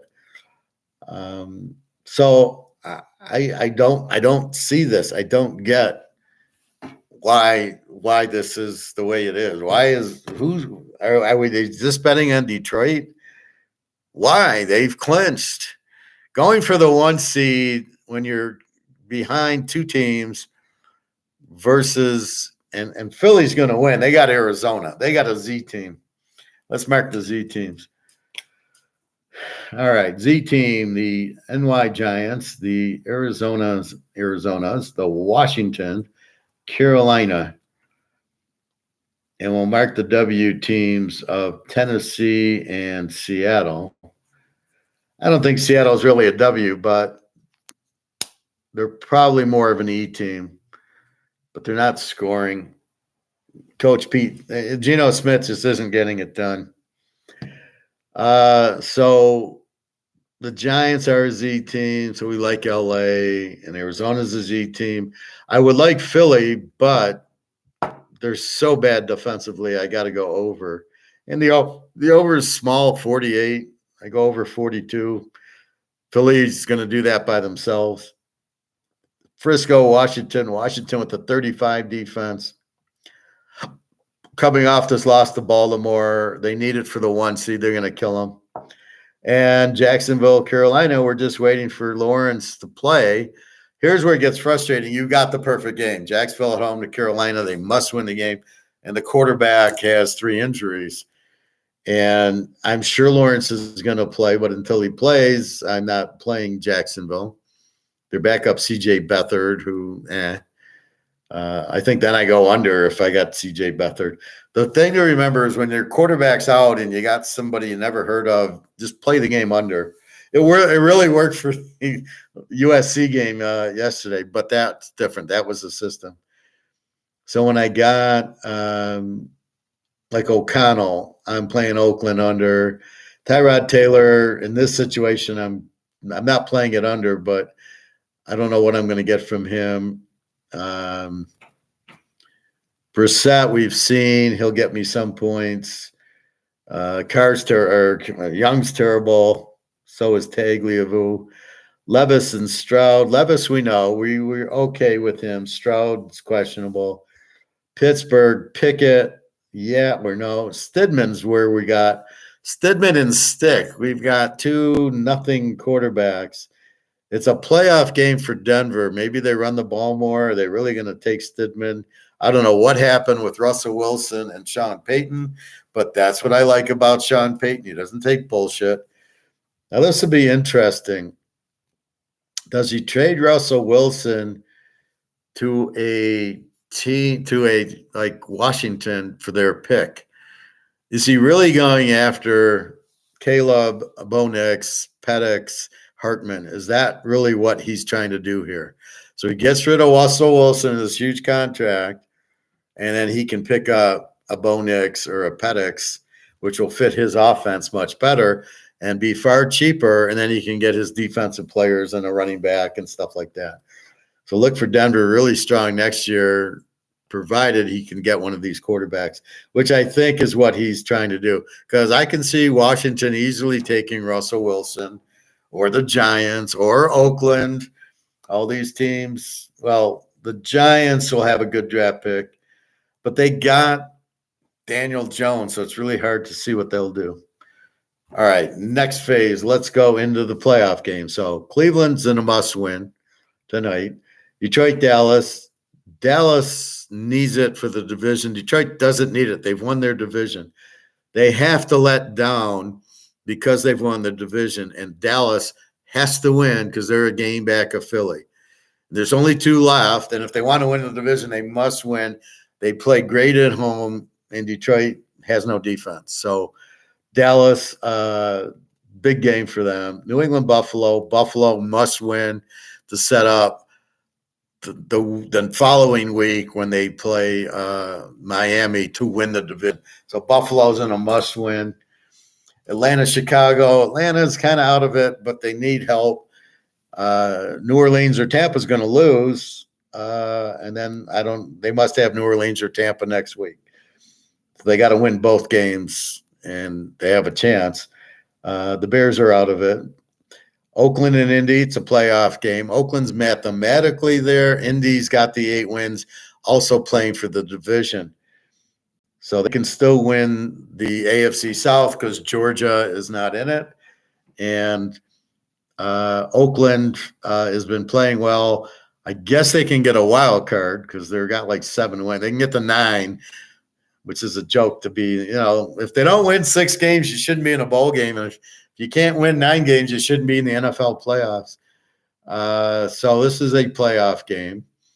The Rams, Giants, the Rams at 8-7 are, they're there, but they got to keep winning. And the Giants are out of it. Arizona, Philly. Philly wants to win the division, and they still have a shot at the 1 seed, even though they lost to the Niners. So they have to win this game. New Orleans and Tampa's playing for the NFC South. The Niners, Washington. The Niners in a must-win to get the 1 seed. Right now, I think they're in the lead for the 1 seed. But if they lose and Philly wins, I think they got problems. So the Niners in a must-win for the 1 seed against Washington. Jacksonville, Carolina. Carolina in a must-win to win their division. Otherwise, they don't make the playoffs. So Carolina, the Z team. Miami, Baltimore. This is for the 1 seed and the division. Baltimore has not won the division, especially if Cleveland wins today. Miami, Buffalo's right on their heels and plays them next week. So this is a must-win for both teams. We'll see. There's 4 questionables for Miami, none for Baltimore. Tagliavua and Mozart and Hill and Waddle are all questionable. I guarantee you they all play. Over-under on this game is 46 and 3.5 Baltimore. I think Baltimore wins this game because of their defense. And Lamar, I think it's definitely an over game. I don't see the weather being an issue yet. Tennessee, Houston. Houston must win the game. Tennessee's out of it. Pitt and Seattle. It's a playoff game. Pitt still mathematically, they can get to 9. And Seattle's 8-7, and they're in it if they just keep winning. And LA's got to play the Niners next week. So Seattle must win this game. San Diego, Denver. Denver's still mathematically in with 7 and 8, tied with Oakland. With all the 8-win teams in the South, Cleveland's in, and then Buffalo looks like they're in. So they're all playing for that 3rd playoff game. So mathematically, they're in it. Cincinnati, KC. Cincinnati mathematically in with Pittsburgh. It's amazing Cincinnati is playing as well as they are without Joe Burrow. And then KC is still trying to win the West, which they just lost to Oakland. They've lost to Denver. They're not very good this year because they don't have receivers, but they got a killer defense. Keep that in mind. And Green Bay Mini, the Dallas Philly has the 1 wild card. Detroit's got the other home, and then the Niners, and then it's the Rams and Seattle at 8 wins, and both of these teams are at 7. I think they're at 7. So that makes it they must the losers out for sure. But if the Rams and Seattle win, I think then they're at 9, and I don't know. I don't know what the mathematics is, if it's a tie or something, the tiebreakers. But this looks like it's a play, but it's Monday night, so we will see what happens after the Rams and Seattle game. Because right now, they're the wild cards at 8 wins. How pathetic is that? So you've got Dallas at 10 wins, so they're in. It's just who's going to win the division. And the Lions and the Niners are set. And then it's the Tampa, New Orleans, Atlanta train wreck. So we will see. That's where we're at. So in a teaser, Mini is 14-1 for the year. They played 15 games. They're 14-1. Tampa is 13-2 in a teaser. The Rams, Philly, Dallas, Baltimore, New England, Oakland, and Seattle are all 12-3 in a teaser. So the better teams are good, and except for New England sneaking in there, and Oakland are good in teasers. Play against in the teaser. So if I bet against the teams, and mostly the weak teams, Seattle at 13-2, KC 13-2, which is strange. San Diego 12-3, New England 12-3. Yes, New England's 12-3 both ways, which means they play every game's like a 3 or 4 point game where they cover and you bet against them and win. So that's the beauty of a teaser, because you can go 6 points one way or the other. So it's a 12-point box. That's where you get the 12-3s. Tennessee 12-3 bet against. Arizona 13-2 bet against. Washington 14-1. Philly 12-3, so Philly's playing close games because their defense sucks. Carolina 15-0, and New Orleans 12-3. So you want to bet against Carolina, you want to bet against Washington, and they're both Z teams. And Carolina with the 23-24 defense, and Washington, as I said, with the 35 defense. So if you can identify the terrible teams, which is why I do what I do. So I can see their Z teams, which means they don't have a good offense and they have a terrible defense. That's what we want to bet against, because they can't really score a lot on us. We're going to score all day on them because they don't have a defense. So that's what we're looking for.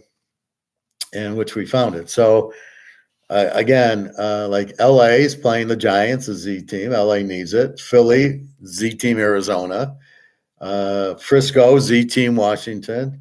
And Jacksonville, Z team, Carolina. And that's it. And then you got a few like W teams, like Tennessee, who isn't, they just don't score that much, but they've got quarterback issues. And really, that's it for W's. And the Jets tonight are W. The Jets, great defense, but no offense. Simeon, I don't know. A guy like that comes in, he looks okay.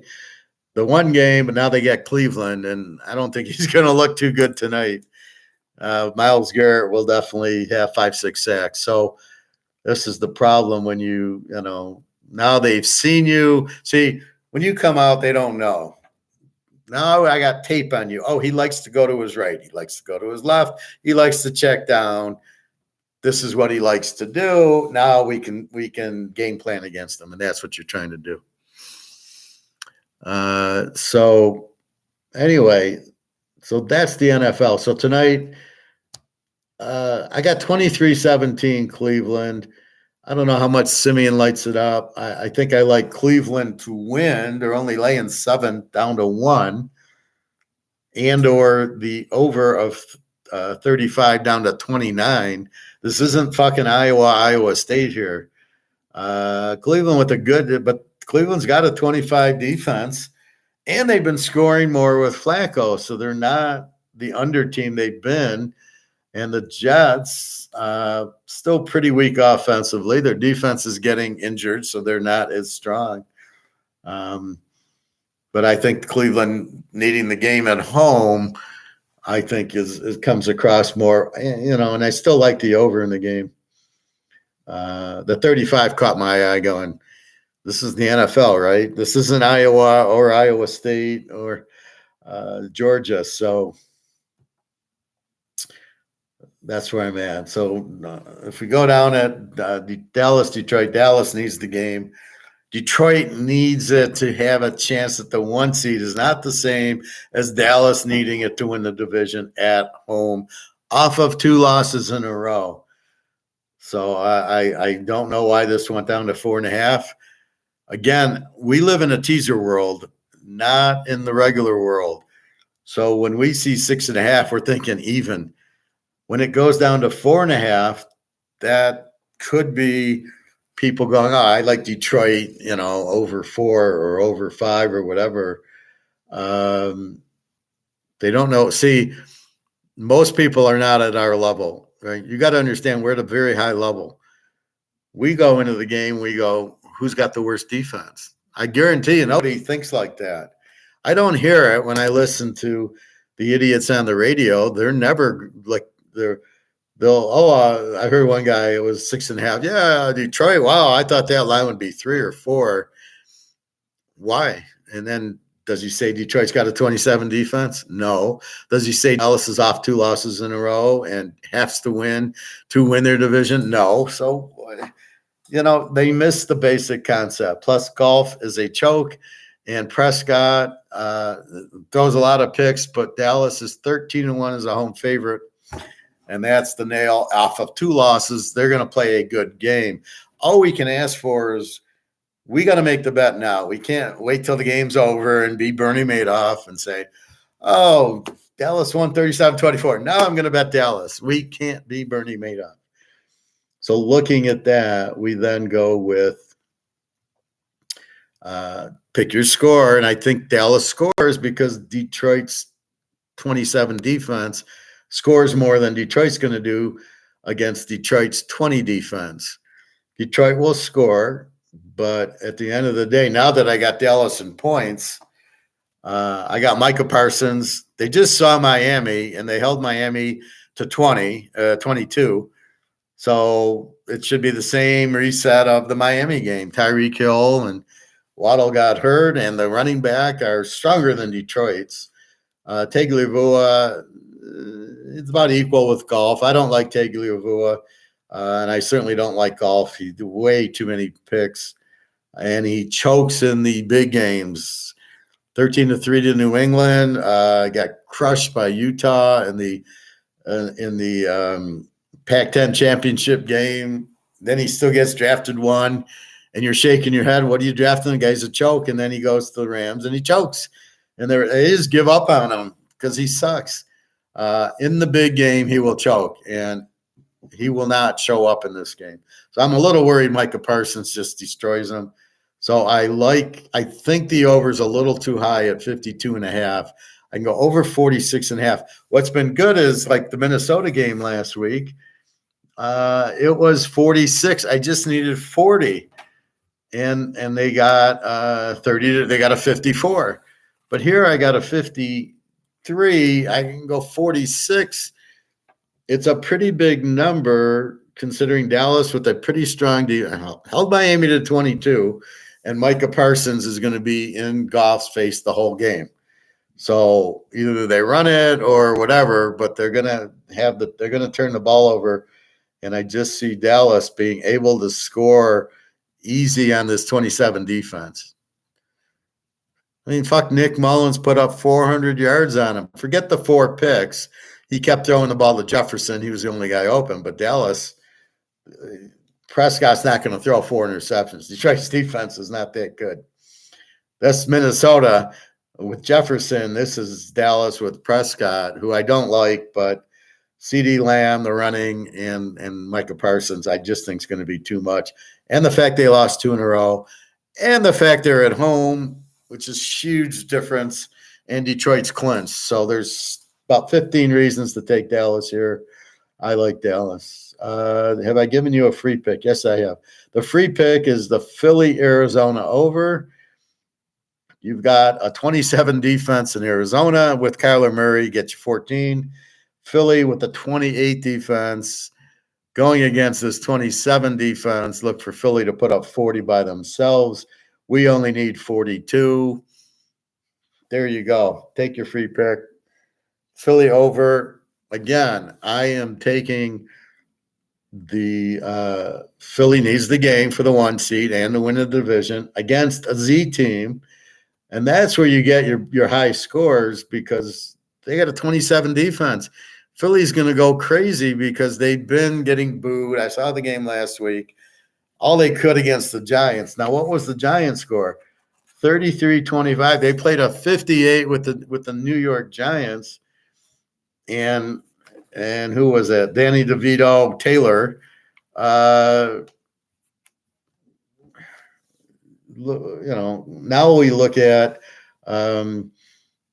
if they scored, Kyler Murray will score on them because they really don't have a defense, Philly. When you go to Matt Patricia, you've got serious problems. How Matt Patricia's even on your coaching staff, you have problems. I question this head coach for hiring Matt Patricia. At what point does he show you he's got a brain in his head? Coaching the Lions for 2 years, they won 2 games. That impressed you that said, wow, this guy can really coach? Or the fact he coached at New England and they gave up 45 points in the Super Bowl? Which factor are you saying? Or you think he's a defensive coach at New England and you don't think Bill Belichick runs the defense? You're out of your fucking mind. So I don't know. It's like any coach from New England, they don't know what they're doing. It's all been Tom Brady and Belichick coached the defense, and that's it. And all these assistants suck. Look at the guy at Oakland, McDaniels. This is his second stint. He sucked in both stints. Why would you get anybody from New England? It's proven that they don't know how to coach. So that's what really bothers me about Philly, and I don't see their defense getting better. I don't see them beating the Niners. So I think the Niners are the best team. Yeah, Baltimore beat them. Okay, but Oklahoma beat Texas, so why isn't Oklahoma in the championship game? Oh, they lost to Oak State. Oh, well, maybe Oak State should be in the playoff game. Anyway, so we go New England, Buffalo. Buffalo must win the game.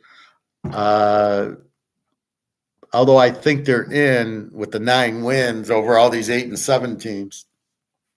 They're pretty comfortable, and they got Miami next week. So look for Buffalo. They barely beat San Diego, but now they're at home against New England. New England with a fairly good defense, but this total is 40, and there's not a big wind. It's not a big weather game. Again, I don't like the 13.5, but I do love the over. Buffalo scores, and then New England with Zappy. See, New England with Jones sucks. He's terrible. Now you bring in Zappy. Oh, they start scoring. Well, what have we said the whole year? Why are you starting Jones? Jones is not a good quarterback. Oh, he went to Alabama. Oh, well, yeah, that's well. So this kid at USC, then he's going to be the next Johnny Unitas because he threw 6 touchdowns. I mean, it's a system. So now I'm really questioning Caleb. Going, is he any good? I mean, how is he going to do in a normal system? And all the USC quarterbacks have sucked. So I'm not quite sure on Caleb. I'd rather have Bo Nix and Penix. And again, I would sign up that Washington coach. He's a good coach. I would sign him up if I'm looking for a coach. All right. So Buffalo needs the game. Atlanta, Chicago. Atlanta needs it. I like the Bears anyway. The Bears at home. The Bears have been playing 18 defense. Atlanta's at 20. Fields runs around like an animal. So I like the game over 31. I just Chicago plays over games. Oakland, Indy. Both teams need it. Again, it's tease the dog game. It's probably a low scoring game with the 16. Oakland's got a 16 defense. And Indy at 22, you're not getting a lot of points, and especially with O'Connell. O'Connell sucks, and now the key stat here is Oakland's 10-1 as a road dog. So that adds to it. Indy is not going to blow them out, so this should be a very 16-13 type of game, I think. Rams and the Giants, you got to go with the Rams against the Z team. They must win the game. They're 8-7. They go to 9-7. They got to play San Francisco next week, so they have to win this game. Stanford against Taylor. Philly, Arizona. Philly must win. And again, we talked about their defense sucks. Arizona's defense looks for points. New Orleans, Tampa. It's a playoff game. Tease the dog. There is a nice thing on Tampa. 9-2 is a home favorite. And 13-2 overall, but also as a home favorite, they're 9-2 against. And New Orleans, 8-1 is a road dog. We're waiting on Olave's questionable. In this type of game, I like taking the dog. Frisco, Washington. Frisco's trying to get the 1 seed. I don't love the 12.5, especially with Brissett. I think he scores. I again would go over against Washington with this 35 defense. You can't play teams with 35 defenses under. And as long as we're in the 40s, you gotta like the Niners. And they seem healthy. Jennings, I think, is questionable. But Purdy's okay. He did get the stinger, but he's okay. And he's a tough one. He was ready to go back in last week. But the key is this Trent Williams, their left tackle. Without him, Clowney looked like Superman, and he's not. But we'll see. Washington, I don't think, can bother him as much, but I'd rather have Trent Williams in the game. Carolina, Jacksonville, the Z team. Carolina, Jacksonville must win at home. Miami, Baltimore. This is for the 1 seed in the AFC. Baltimore, explosive team. Miami, explosive. I don't buy Miami's 23 defense because when it's against good teams, it's like a 28. Baltimore's tough, 20 defense. They held the Niners to 19. So I think that's about what Miami gets about 20 here. Baltimore gets probably 40, probably around that, 35-20. I wouldn't take Miami. They don't show up in big games against good teams. So Baltimore is definitely going to win, but I only have to go over 40, which I think Baltimore will get in the 30s for me. Houston, Tennessee. Houston must win. I don't know if they're that good to do that, though, with Stroud against Levis. Levis is playing. Stroud's questionable.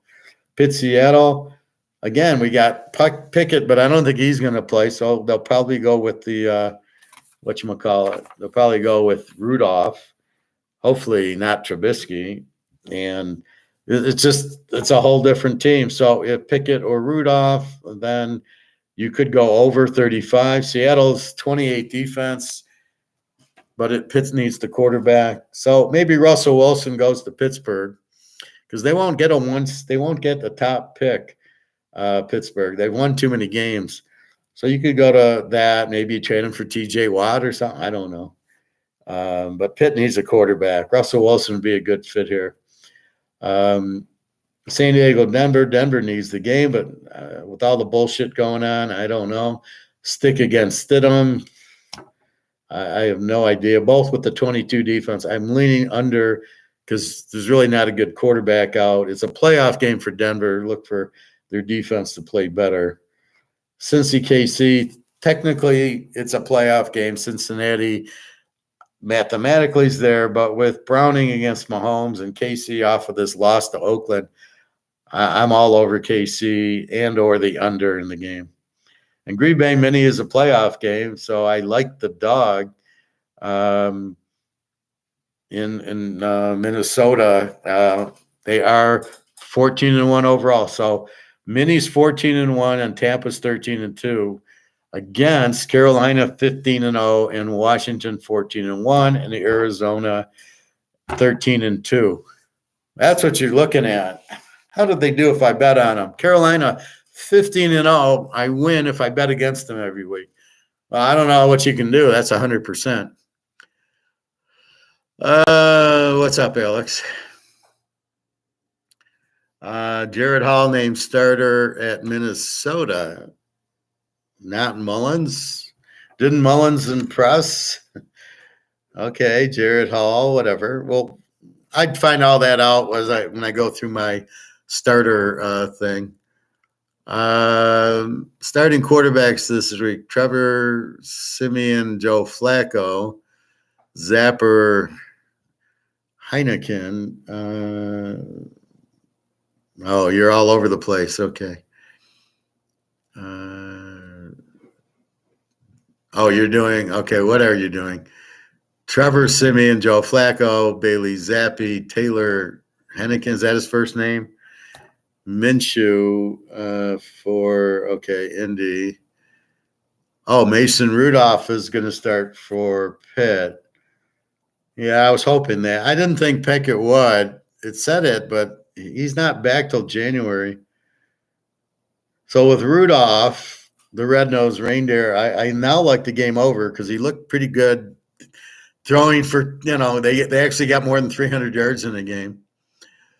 Stick, Browning, O'Connell, Brissett, Taylor, Stidham, Jared Hall, just naming all the backups starting this week. Yeah.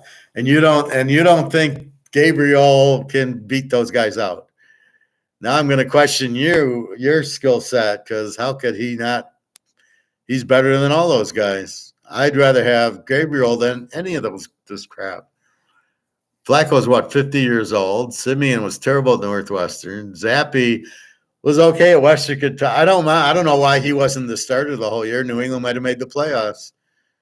Heineke, where did you find that guy from? And Minshew, all right, he played at Washington State. Rudolph is Oak State, but he's their third-string quarterback. Stick, where did you get this guy? Browning's terrible. O'Connell was terrible at Purdue. Brissett was decent at Florida. Tyrod Taylor sucked at West Virginia or Virginia Tech. And then Stidham at Auburn was okay. Jared Hall, I don't know where he played at. I think Gabriel is just like them. I don't know. Gabriel can actually throw the ball. Aren't you not watching the Oklahoma games? You love that whole Oklahoma, Texas stuff. Gabriel, great college quarterback, in my opinion. His skills aren't NFL. Jared Hall, BYU. Yeah, I remember that. He wasn't too bad. Well, what makes you think his skills aren't NFL? Gabriel's got like 40 touchdowns and 5 picks. Without Gabriel, they suck, and with him, they beat Texas. So I look at a quarterback, touchdowns to interceptions, and big games. So that's why I like Penix. He beat Oregon, but I liked Oregon because they beat everybody. And I liked Stenson Benson at Georgia because he won 2 national championships. And I didn't like the Alabama guys because they choke in the big game. They play the weak teams, and they just their system is we're going to run these fast wide receivers down the field, and then if somebody gets open, he'll throw it to him. Big fucking deal. That's not a good quarterback. I judge golf. He's a choke in the big games. You'll see him choke against Dallas. I saw him choke against Utah, and then I saw him choke in the Super Bowl. So I've seen enough choking. I don't bet chokers. So did Johnny Manziel. He never looked that good. He beat Alabama because he ran around, but where was he in the others? Dylan Gabriel looks good in the big games, right? He beat Texas. They lost to Oak State because of Ollie Gordon, not because of him. I'm going to disagree with you there. I think Gabriel's a good – it's like Hartman. I don't know if you like Hartman or not. I like Hartman, superstar, and Bo Nix and Penix. I'm not sure about Caleb now. It looks like anybody can come in and throw 6, 7 touchdowns, and what's so special about Caleb? See, this took all the luster off of Caleb. You know how Caleb's great until Mitch Moses puts up 7 touchdowns. You're going, well, wait a minute, it's the system. It's just like the Oklahoma system where none of them, Baker Mayfield and Kyle Murray, then they get into the pros. Hurts is terrible. Hurts threw some bad passes last week. I mean, he's a good runner. Kyler Murray's a good runner, but these are not quarterbacks. This is my point. Hartman's great. Johnny Manziel was more of a runner, but his attitude was the difference. He might have been a good quarterback. I mean, he beat Alabama twice. I got to give it to him, right? But when he got to the pros, he didn't care. He was some rich kid, and he didn't want to be a pro. That's a whole different. But his skill set, I think, was good because of beating Alabama twice. You got to give him credit. He did beat them, but I think that's a whole different animal. I'm not worried about Gabriel in the pros. He'll light up with Oregon next year. He'll throw 50 touchdowns. But I don't see a problem with that. So again, I think I like Caleb. I definitely like Bo Nix, and I definitely like Penix because he beat Oregon twice, and I like Hartman. Van Dyke is going to go to Wisconsin. This will be interesting. I don't know why they end up at Wisconsin. Mordecai went there. He sucked. He threw like 6 touchdowns the whole year, and he threw 40 at SMU. So why isn't Preston Stone the SMU quarterback in the portal? He's clearly better than most of these guys, especially all the guys leaving. So I would think Preston Stone would go to like Michigan or Ohio State. I mean, this guy's a superstar. All these SMU quarterbacks are good. He will be great with Oregon. Well, he's great with Oklahoma, right? Oregon's is playing well defensively too. And with Penix out, this will be curious now, according to your rules, how much they pay at Washington for a new quarterback. How do you recruit now? Why would you recruit? If I'm Oregon, I can get Bo Nix, and now I can get Gabriel, and then the year after that, I can get somebody. Why would I recruit? Why would I get anybody? Because they're going to leave me. So why would I waste my time recruiting? I'm just going to buy players because I'm Oregon. I got Nike behind me. Why would I ever recruit another player? I didn't say they were your rules. Yeah, I understand. I'm not arguing the point with you of what it is. I'm pointing out what it is sucks. I'm not disagreeing with you. But all I'm saying is if I'm Oregon, why would I ever recruit a quarterback again? Right? I get Bo Nix. Now I get Gabriel. Next year I get somebody from Western Kentucky, their star quarterback.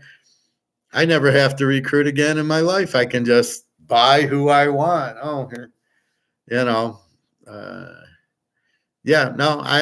We're on the same page. I just I really don't get the concept. My problem is these bowl games. Okay, it's very difficult for me because who the fuck is playing in the game? I got lucky. Ollie Gordon was playing. Thank you. I got Oak State. And West Virginia, their quarterback was playing. North Carolina sat out. Okay, I didn't know. I didn't know it was going to be that easy, but West Virginia got it in. I'm thinking Missouri because Ohio State's quarterback and the receiver are out, and I got my stud quarterback and star running back for Missouri playing. So I like that game to be close, and I think Auburn over Maryland. Tagliabue is out, and I think Georgia. I'm just going to play it under because I think they'll shut out Florida State. And then I'm Tennessee, Iowa. It's obviously an under. It's Iowa. And then Alabama. I know what I got in Alabama, Michigan. And you want to give me Nick Saban as a dog against Harbaugh? Thank you, God. And then Texas and Washington. I think it's a dog, and I think it's an over. I'm going to take the Oregon score, 35-31. They played at 66. It's over under 62. I go over 56. They'll get there without a problem. That's a low over for Washington game. Just like Oklahoma, their last 5 starters were transfers, except for Spencer Rattler wasn't. And I don't think Williams was either. Caleb was not a transfer. They were there. So when whoever left, Jalen Hurts left, when Jalen Hurts left, then Rattler and Caleb were the quarterbacks. Rattler didn't know how to run, so it didn't work in this system. And then Caleb Williams came in and did a lot of running, and then they went to USC. So those were not transfers. And then I was surprised transferred, but he did. Maybe that was the start of the money. But where's the money come from? And there must be a budget. I mean, you can't just buy it, otherwise Alabama's going to be buying a whole team. And how are they going to recruit at Alabama? I got a feeling Nick Saban's going to retire if he wins the title this year because this has got to be blowing his mind. He hates this because he likes bringing in his type of players and then molding them, and they stay 4 years. And he's not going to get that except for his quarterback. Well, Tagliabue he molded. Look at Milrose. I mean, Milrose sucked against Texas. He ain't the same quarterback. Michigan's going to have big problems against Alabama. They don't match up with this running quarterback who can actually throw. It's almost like Mahomes. He can run and throw. Just like if they played LSU, Michigan would have a big problem against Daniels. It's too bad that Daniels isn't playing. That's bullshit. That's that bothers me is a guy like him isn't playing. Is Bo Nix going to play the whole game? If it was a playoff game, yeah, but I don't trust that he's going to play the whole game. Why should he? Maybe he plays half. Maybe he plays the whole game, but are you going to bet on it that he's going to play the whole game? No. I guess Hurts, Mayfield, and Gabriel were the transfers. Well, so was Mayfield, Hurts, and no, the other guy, and Kyler Murray was also a transfer, but in between Mayfield and Gabriel was Spencer Rattler, Caleb. They were not transfers; they were freshmen, and then or Rattler was a sophomore, and then he moved to USC, and they got they did get Gabriel from UCF, but so why recruit? The recruits he got sucked, and if the recruit's any good, like Gabriel, then they're going to leave anyway. So I'm just like, I don't know how you be a head coach in college. It's a fucking nightmare. And then how much do you pay these players? And it's unlimited budget. I don't buy that. You're going to pay what? I heard they're going to pay a lot of money for the kid from Washington State. He stinks. He's not any good. I can't remember his name off the top of my head, but he's not a very good quarterback. And somebody wants him to transfer to wherever. So I don't know. Anyway, so big game. I like Cleveland tonight. I don't see the rain. It's 7.5 down to 1.5. You can go also over 29, I think, is a joke. Because they're really, as you pointed out, they're not an under team. Well, with Flacco, they're scoring a bit more. And their defense is giving up 25, except for the Jets don't score, and their defense gives up 24. So I think Cleveland must win the game. I think they've clinched the playoff, but they're still, if Baltimore loses, they can win the division. So we'll see. But I don't see Baltimore losing because they did beat Baltimore. Remember that. I don't know how, but they did beat them. So again, Detroit and Dallas. Dallas must win off of 2 losses at home. Strong home favorite against Detroit with the 27 defense. That's how you must. I like Dallas to win. I don't understand the spread dropping, but if I don't see an injury, and I'm going to wait till tonight to bet it. But if I don't see an injury, I'm pounding it. And the Philly over is your free play. I love that one. 20 Philly with the 28 defense. What the fuck? How did they get so bad? And they don't play a lot of the Georgia players. Patricia put in that one guy, Rocco, I think, from Georgia. He got the interception at the end of the game. I felt good about that. Niners should kill Washington. A 35 defense. Jesus Christ. Washington's pathetic. And they got Brissett. Why, why are you playing Howell? To see if he's any good? I can tell you he's not. Why do we have to watch him in 10 games to see if he's any good when he wasn't any good in college? I don't get it. How come I can understand all this and they can't? They keep drafting these stupid quarterbacks. Why is Simeon on the Jets? You got Aaron Rodgers. Okay, I didn't mind Zach Wilson. He played well at BYU, but there's a guy named Trask sitting on the bench at Tampa I would be trading for. He was great at Florida. Why is he just sitting? He sat for Brady, and what? He has to play to prove he's good. Well, what did he do at Florida? Zona Cleveland teaser tonight. College Zona. Yeah, that works. Cameron Ward, yeah. He's not good. He runs around, but he's not. I wouldn't pay the guy a lot of money to come to my school. 0 over Oklahoma, absolutely. And Cleveland, yeah, I think Cleveland, yeah. I got both teams. I got Zona and Cleveland. I don't have them in the same teaser, but yeah, I like Cleveland.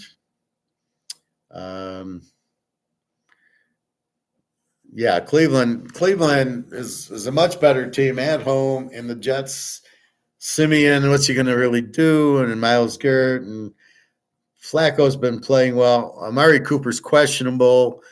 I guarantee he play. All these guys questionable in these big games are going to play. Let me take one more look at this Detroit-Dallas to see what the fuck's going on. Dallas. Anybody? I don't see Micah Parsons on here. I'm looking at the injury list. I don't really see any major issue for Dallas and Detroit. Oh, it's Jay Jacobs, the cornerback, is probable now. Oh, let me bet on the Lions because Jay Jacobs, Burns, Sewell, Ragdown. Okay, so their offensive line's playing. Big deal. You got to face Micah Parsons. Yeah, I don't see an injury. So I don't get. Let me go to my other site. NFL starting lineups. And it's Prescott and Pollard and CeeDee Lamb and Cooks and Gallup and Ferguson and Aubrey versus Goff and Montgomery and St. Brown and Williams and Reynolds and Laporta and Badgley. Here it's got Dallas 5.5 and a 53.5. Let me go to my other site and go into it, and it'll give me all the other casinos. So maybe just the one we're looking at is 4.5. I love how I got to refresh the screen because I can't trust when I go into the different site that it refreshed. All right, the Browns 7.5. All right, Detroit 4.5. Let's see. Detroit's 5.5 on Bet365. On FanDuel 4.5. 5.5, 5.5, 5. So for some reason, FanDuel is playing games. And obviously this site uses FanDuel. So, yeah, it's 5.5. All right, so I'm going to unload on Dallas. Getting 1.5. I get to use this 4.5. What a bunch of shit.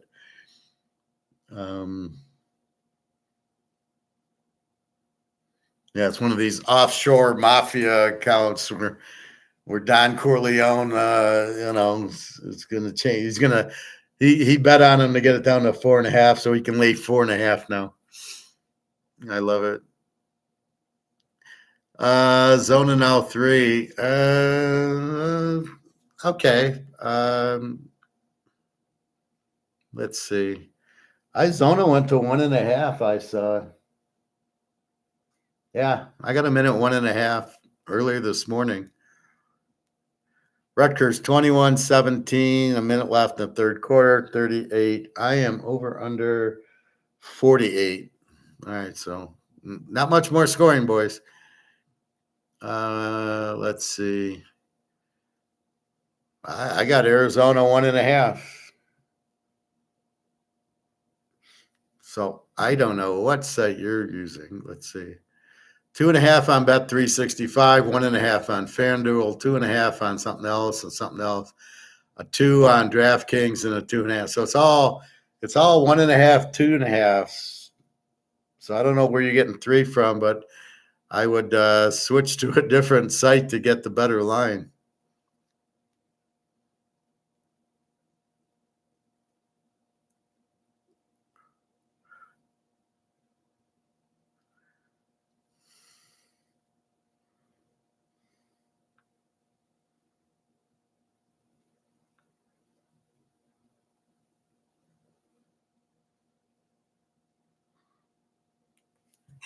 All right, so I feel better about the Detroit game.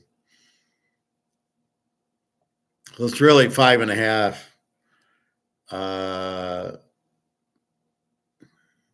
So now nothing new. So now I'm gonna again.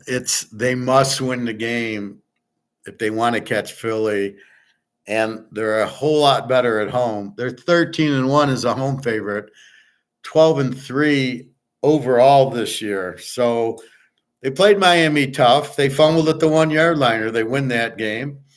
The only game is Buffalo because the idiot roughed the punter and the other idiot pushed Josh Allen down in the worst roughing the passer penalty I've ever seen. Otherwise, they held Buffalo in check the whole game.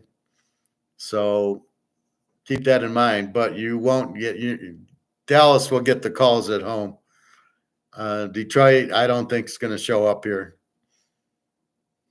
Playing for the 1 seed when you know the Niners and Philly are better than you at home and you haven't beaten a good team all year, let's face it, they're all like, who's the best team they beat? Denver, Minnesota. I mean, okay, they beat a weak Minnesota team. Oh, they haven't beaten anybody. The best team I think they played was Denver, who's now apparently in a shambles.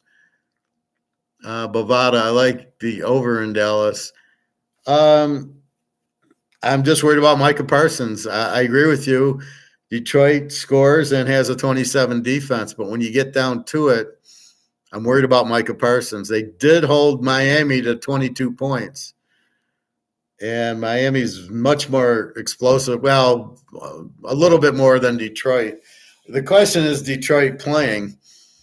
The Dallas jumps out at them, and Micah Parsons is let loose. I don't know that Detroit's going to score much. Now they should. I got 37-24, so let's put it that way. I think Dallas wins at home, and I think that it goes over. I mean, my thing is over, but it's a high over at 53, especially now in the NFL. It's the only 50. Everything else is 42, 44. Detroit could turn it over more points. Yeah, but then Dallas wins. So I look for the turnovers. We know Dak's going to turn it over. And then it's just Micah Parsons, and he'll get 3 sacks. Let's put it that way. So how many but Dallas is going to be on fire. They lost 2 in a row. They must win the game, and they're at home. I don't see them losing the game to a Detroit team that doesn't need it. needing it for a 1 seed versus needing it to win the division. You won the division. You're not going to tell me. So it's like Oklahoma, Texas. Oklahoma wins the game. You think they're not going to be the same pitch the following week. They're going to be a little flat unless they play a team like Washington with the 35 defense. So they will be flat off of that. I like the Niners off of the loss, trying to clinch the 1 seed. I think that is very strong. But they're laying 12.5. You can get that under 7. That's strong, or they're over because they'll probably score 40 on Washington. But yeah, Philadelphia, the over there, love it. I love a lot of these. This is like very easy week. Last week was extremely difficult, and somehow I pulled it out of my ass, and I got my locks came in, and my others, the KC under with Oakland. I mean, that I locked it, and it wasn't even close. They gave up 14 points in 10 seconds, and they still were way under. So yeah, don't forget KC's an under team. Don't fuck around with them. No receivers and a very strong defense, and Mahomes gets you enough yards and points to keep it, but they're a very strong under team. With Cincinnati, they'll kill Browning. Cincy, I don't know what they got a 25 defense. Yeah, KC's going to win and go under. The Rams are very strong this week. Oakland under is very. It's like picking cherries this week. If we get Trevor Lawrence, we got Jacksonville. This is a week to play a 10-team teaser. I think 1, 2, 3, 4, 5, 6, 7, 8, 9, 10. 11. I got 11 plays. I can play an 11-team teaser and feel very confident I'm going to hit them all. Where last week I was lucky to do anything. Then we add Alabama to it just for a good time. Maybe Georgia under and LSU. I don't know what to do with them. Very confusing. But anyway, they got to get rid of the bowls. All right. So I'm in swimming. I'm going to turn to gold for a second. So I'm in swimming, talking to the swim coach. We say hi to each other. I'm running in the pool. I do a little bit of swimming, but mostly running, and then some stretches for my back. So I said, "You got gold yet?" And then I explained it the way I explain it here. I said, "So you got 200 grand in the bank. You really only have 50 grand in the bank. Your 200 isn't worth 200. It's worth about 50 because they keep printing the money, inflating the supply of the money, which is why the value drops. And there's nothing you can do to turn it around. You can't all of a sudden not print money and get the supply down. If the supply is this high, you can't get it down here. It only keeps growing. You have a debt of $35 trillion. You've got to print to pay the debt. And the debt goes to these other countries that bought your T-bills. That's your debt. You've got to pay that off. So you have to print to do that. So there's no way that the supply of the money is going down. So what the fuck are they talking about? Inflation's over. Inflation ain't over at all. It's just starting, and it's starting to go through the roof. And as Egon said, gold's about to go through the roof. So I think we're near the end. But anyway, so I told him, he says, "Well, I can't afford gold." I said, "Go buy silver." I said, "Silver's 25 an ounce. You can afford silver. Don't tell me you can't afford $100 here and there." So he says, "Where do you go?" I go, Five and Haggerty, go to my gold store, tell them Howard sent you. And so I've converted another, I've rescued another person. I feel like Batman. I need to rescue the people of Gotham. So he's going to go buy silver. I says, "Well, what you'll do is if you buy 10 at a time, you'll trade the 10 in for an ounce of gold as it goes up." And then I said, "But we're on the Titanic right now. We've hit the iceberg, and we know we're going to sink, but we don't know when." And I says, "We know they printed the money, and we know the dollar's going under, and we know gold's going to go through the roof. We don't know when. We're in that state of the boat sinking." And I said, "So that's two good ways to look at it. So you can explain it to your wife while you're buying gold and silver."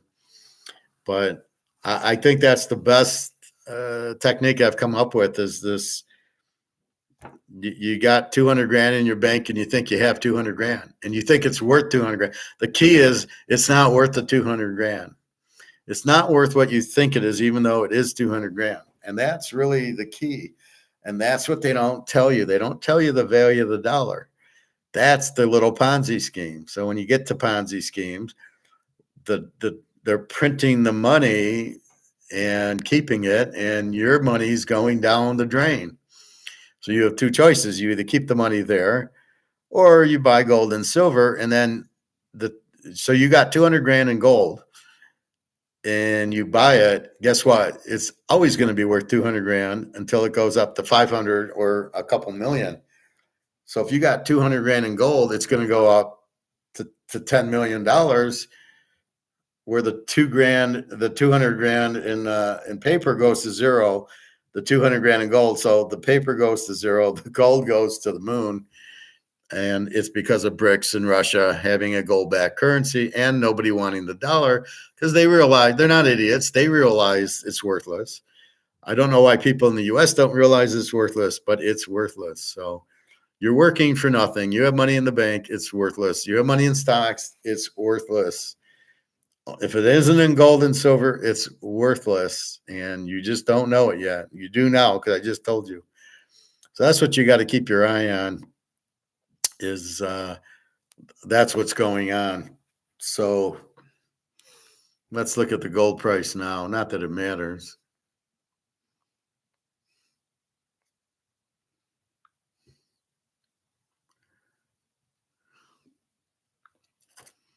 $20.65. They're just trying to keep it down. It's been $20.80 most of the day.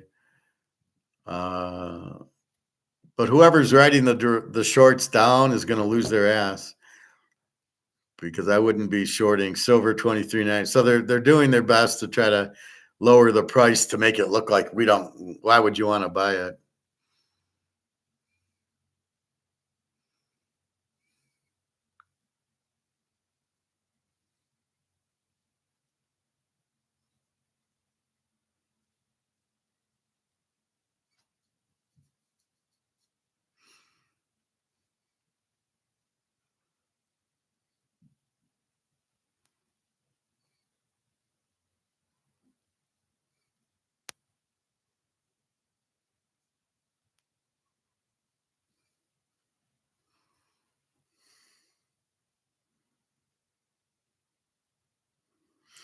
So it's funny. I apply for jobs on Indeed, and some of these companies I've never heard of. The ABC companies looking for a financial analyst. I'm like, what the fuck is that? So I don't know what half these companies are.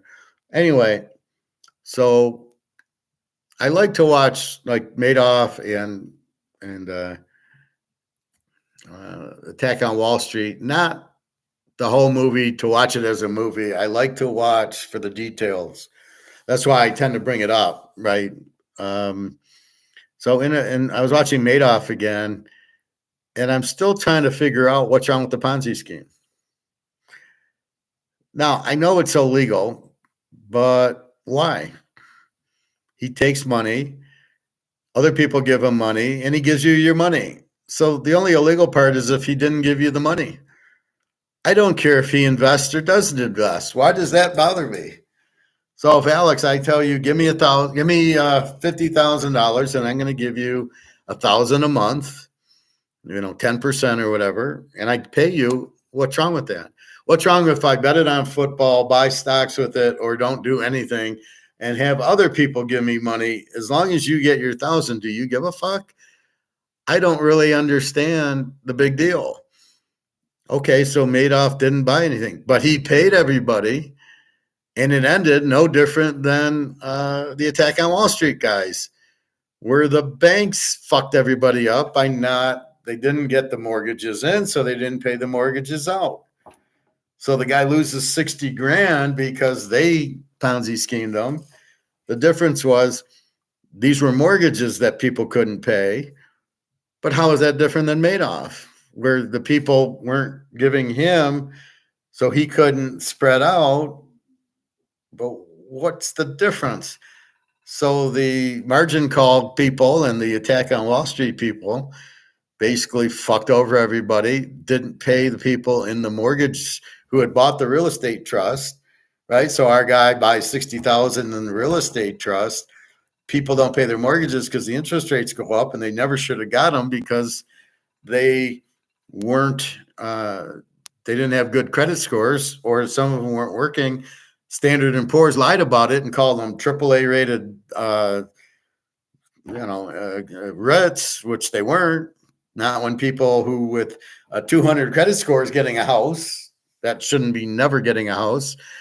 And so Standard & Poor's should go to jail for fucking up. JP Morgan should go to jail for fucking around with Madoff when he had $10 billion in the account and they weren't looking into it. But again, I don't, as long as he kept paying everybody, which apparently he did. Apparently the people that were in it in the 80s and 90s all got paid out. So I don't see the problem of a Ponzi scheme. As long as they pay me out, how is it different than the real estate trust where the guy lost his 60 grand and they didn't pay him out? What's the difference? And the difference is the banks didn't go to jail for fucking this guy over. Oh, all of a sudden your 60 grand is worthless. People aren't paying their mortgage. It's worth how? Oh, no. Well, why aren't they getting arrested? They're pulling the same Ponzi scheme as Madoff. The difference is Madoff's actually paying the people. So I really struggle. The whole thing's a Ponzi scheme. All I can say is you had a stock market crash in 1929. You had a stock market crash in 1987. You had a bunch of crashes in the 70s. You had 2000 tech crash. You had this real estate trust crash in 2008. And the only advice I can give you as a economist, financial advisor, financial analyst type of person is if you were in gold, you would never have lost a penny. In fact, you would have made a fortune. You wouldn't have to pay tax on the bullshit. And as far as I'm concerned, you would never be hurt if you would have bought gold. If every time you were in gold, instead of being in the Ponzi scheme or the attack on Wall Street guys or the margin call guys, where they just fucked you over and, well, it's your fault because you're in a, what did the one guy say? The Home Alone guy in Attack on Wall Street. He goes, well, that's the risk. So when they win, they don't say anything. So when they lose, why do they say, well, you're fixing the game when they lose. It's not the same. It's not like it's a football bet. And okay, yes, if Alabama win, or if Arizona wins tonight, I win, and if they lose, I lose. I get that, but it's a fair bet. They're actually playing, and it's a fair game. Not what you did is not fair. You fucking cooked the books on everybody, and that's why they should be upset. And I was glad when the guy killed them. Hey, Luke. Comex slapped the price of our press in the day. Rinse and repeat. Stop looking at Comex. But yeah, it's still up in the nice 2070s. It'll run, but still, it's not even close to the real price. Just wait for the bricks. Wait for Putin to get his gold up. That's what we're looking at. So this is the point of it all. If you're in gold, you don't ever lose in the stock market crash.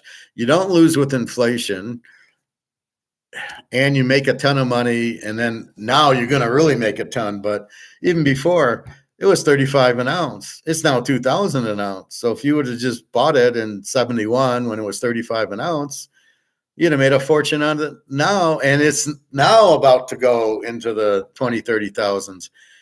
And the difference is the dollar's going out. So everybody's going to get fucked when the dollar goes to zero, except for our gold people who we're not going to get fucked. So when I watched Bill Halter yesterday, listened to his insane, this guy's a fucking idiot. Well, there is no, it's whoever loses the less. Well, don't you understand gold? Don't you understand inflation? So he's telling me, by me listening to him versus you guys wouldn't catch it. By me listening, he doesn't understand what inflation is or paper. He thinks gold's paper gold, doesn't understand physical gold, doesn't understand bricks. Why would you listen to this guy? And everybody, oh, he's a big star, he's big. Guy doesn't know what the fuck he's talking about. So Keep that in mind. Inflation is, you have 300 grand in the bank. They're inflating the supply, losing the value. The 300 grand is now worth 200. That's what inflation is. And who the hell's telling you that besides me? Nobody. Nobody understands it. They think it's the CPI. They think gold, that paper gold, is the real gold price. They don't know what the fuck they're talking about. This is why it's dangerous to listen to morons. And that's why when I go on there and I call them idiots, it's to warn people, these guys don't know what they're talking about. Now, they might not know me, but to get that comment, everybody says, oh, what a great thing. Well, it's their family writing it in, I guess. But keep that in mind, because some idiot gets on there, don't believe them. The only guy you got to believe is me, and you believe Egon. Maybe Alligator, but I'm still a little, he's not an Austrian, so it still bothers me a little. But we're going to a physical price, and that's what we're looking at. And put it this way, if you keep your dollars in the bank, you could have 500 grand. At the end of the day, it'll be worthless. It'll go to zero. And that's the problem. That's what you asked me, Luke, in the airport. Will it go to 10%? And I said, no, it goes to zero. It runs out because the interest goes away. There's no demand for it. There's no market for it. Nobody wants it. And that's why it just goes to zero. So you got 300 grand in the bank. It's not worth 300, and it doesn't buy what 300 used to buy. And that's the problem. It buys far less. Go to the grocery store in 1975, fill up your cart, and it's $30. You go to the grocery store now and fill up your cart, and it's $500. I guarantee it. That's the difference. It's not that. It's the money's worth far less. So we're incredibly lucky that the COMEX is there, keeping the gold price down to $2,000 an ounce.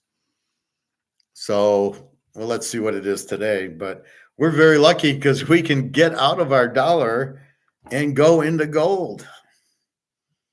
So let's see what our eBay is.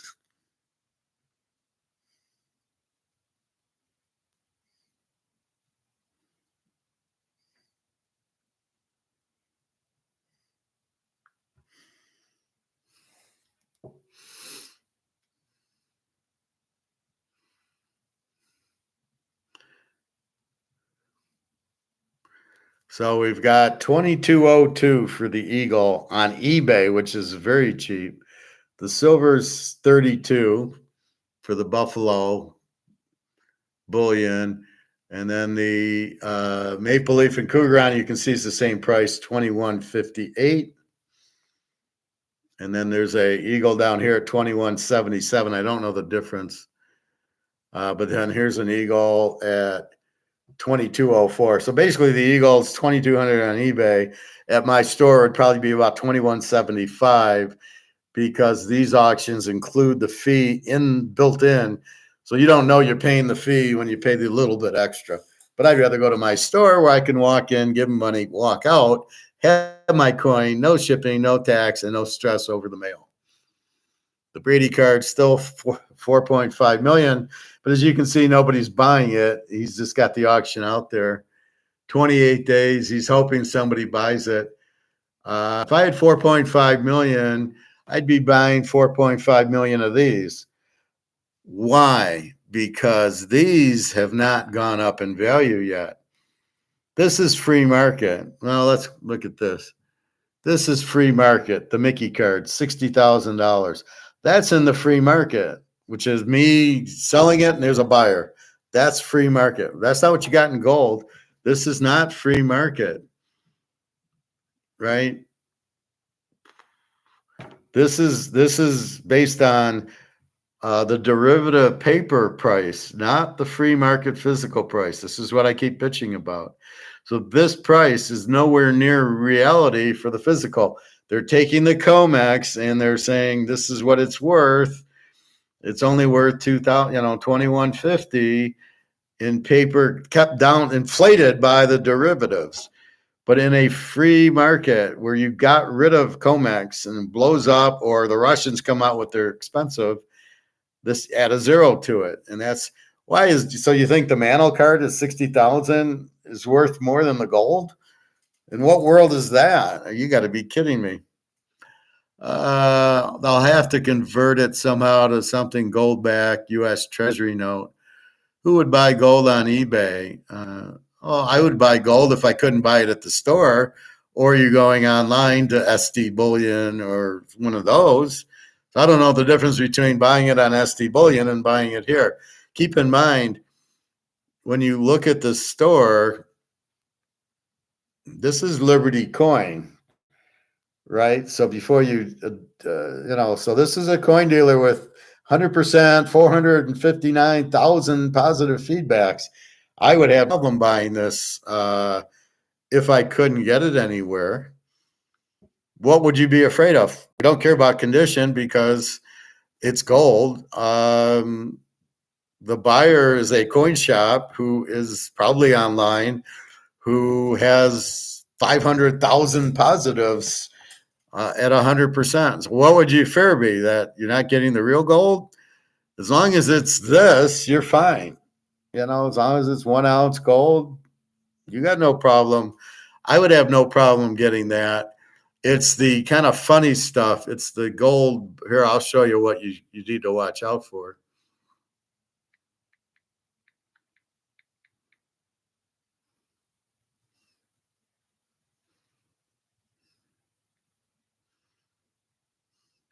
This is what you need to be careful of, this gold bar.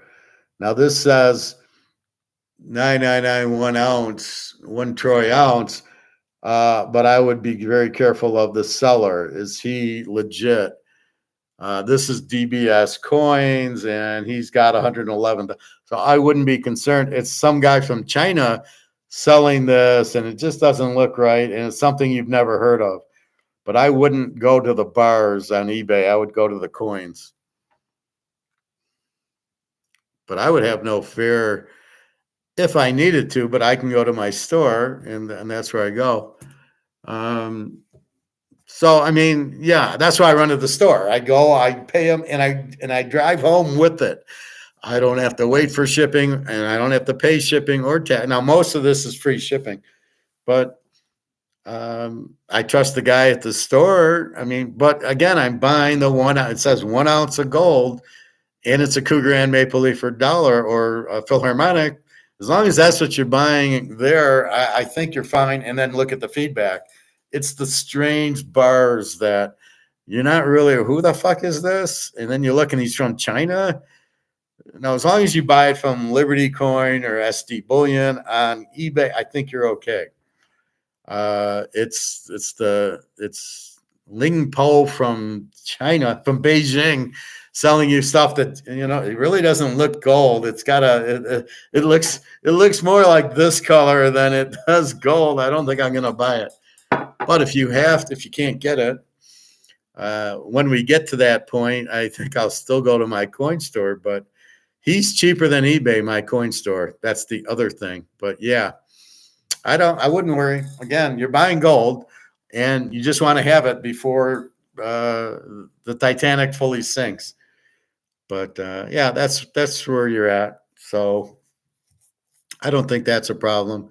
Again, you must understand the dollar is going to zero and the money in your bank's worthless.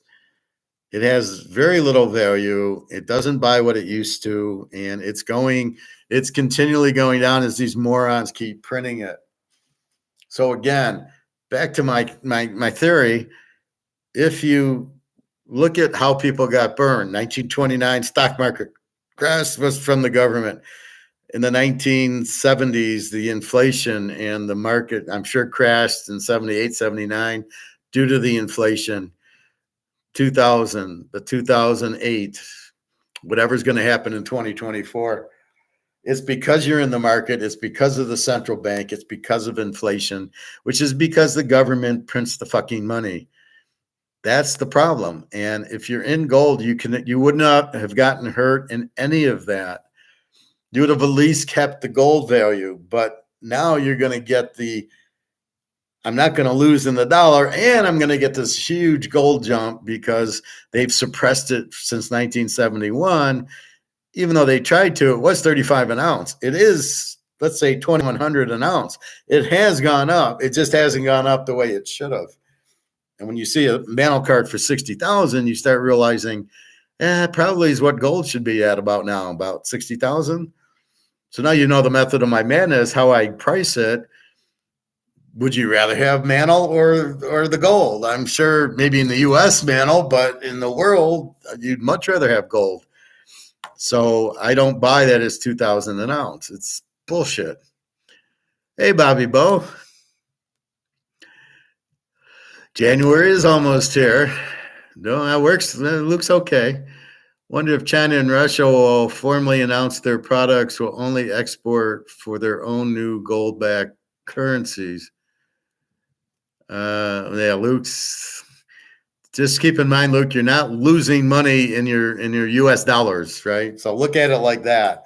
My 200 grand is out of the bank in the gold, so I'm not losing money in there or in your 401k or whatever. You see this rocket ship? It contains Bobby Bo, the professor, and Luke taking off with their medal. There you go, Bobby Bo. I just showed the mantle card at 60,000, and I said I can't believe there's more demand for a mantle card 60,000 than gold at 2,000. Well, gold's it's at 2075 today. And it's the holidays, so it's the last chance of the U.S. They're trying to push the price down so you don't buy gold, because the mentality is I want to buy gold because I want the price, well, gold doesn't move. That's why I want to be in Bitcoin. And then do they even understand how bad their dollar's doing? No. So you got 300 grand in the bank. Do you realize it's only worth about 120? It's not worth 300. It's worth maybe 120. Do you realize that? No. Nobody understands that. So again, my comment was watching Madoff again and watching Attack on Wall Street again. And I'm not watching it. I've got the movie. It's just the little details around it. If you're in gold, you don't get hurt in the housing problem. You don't get hurt in the inflation or the stock market. The inflation hurts the value of your dollar. But if you're in gold, you can't inflate the gold. You can't print it. It's beautiful. How many people understand that? Just you guys. That's it. Nobody else understands that. That Bill Holder doesn't understand that. I'm not sure Mark McGuire understands it, and I'm not, and I know that Rick Rude and Reichert and Maloney, they don't even understand paper gold, so I'm sure they don't understand that. But that's what the inflation is: inflating the dollar, losing the value. So holding 100 grand in the bank, you're now holding 50 grand in the bank, but you don't know it. And 100 grand of gold only goes up.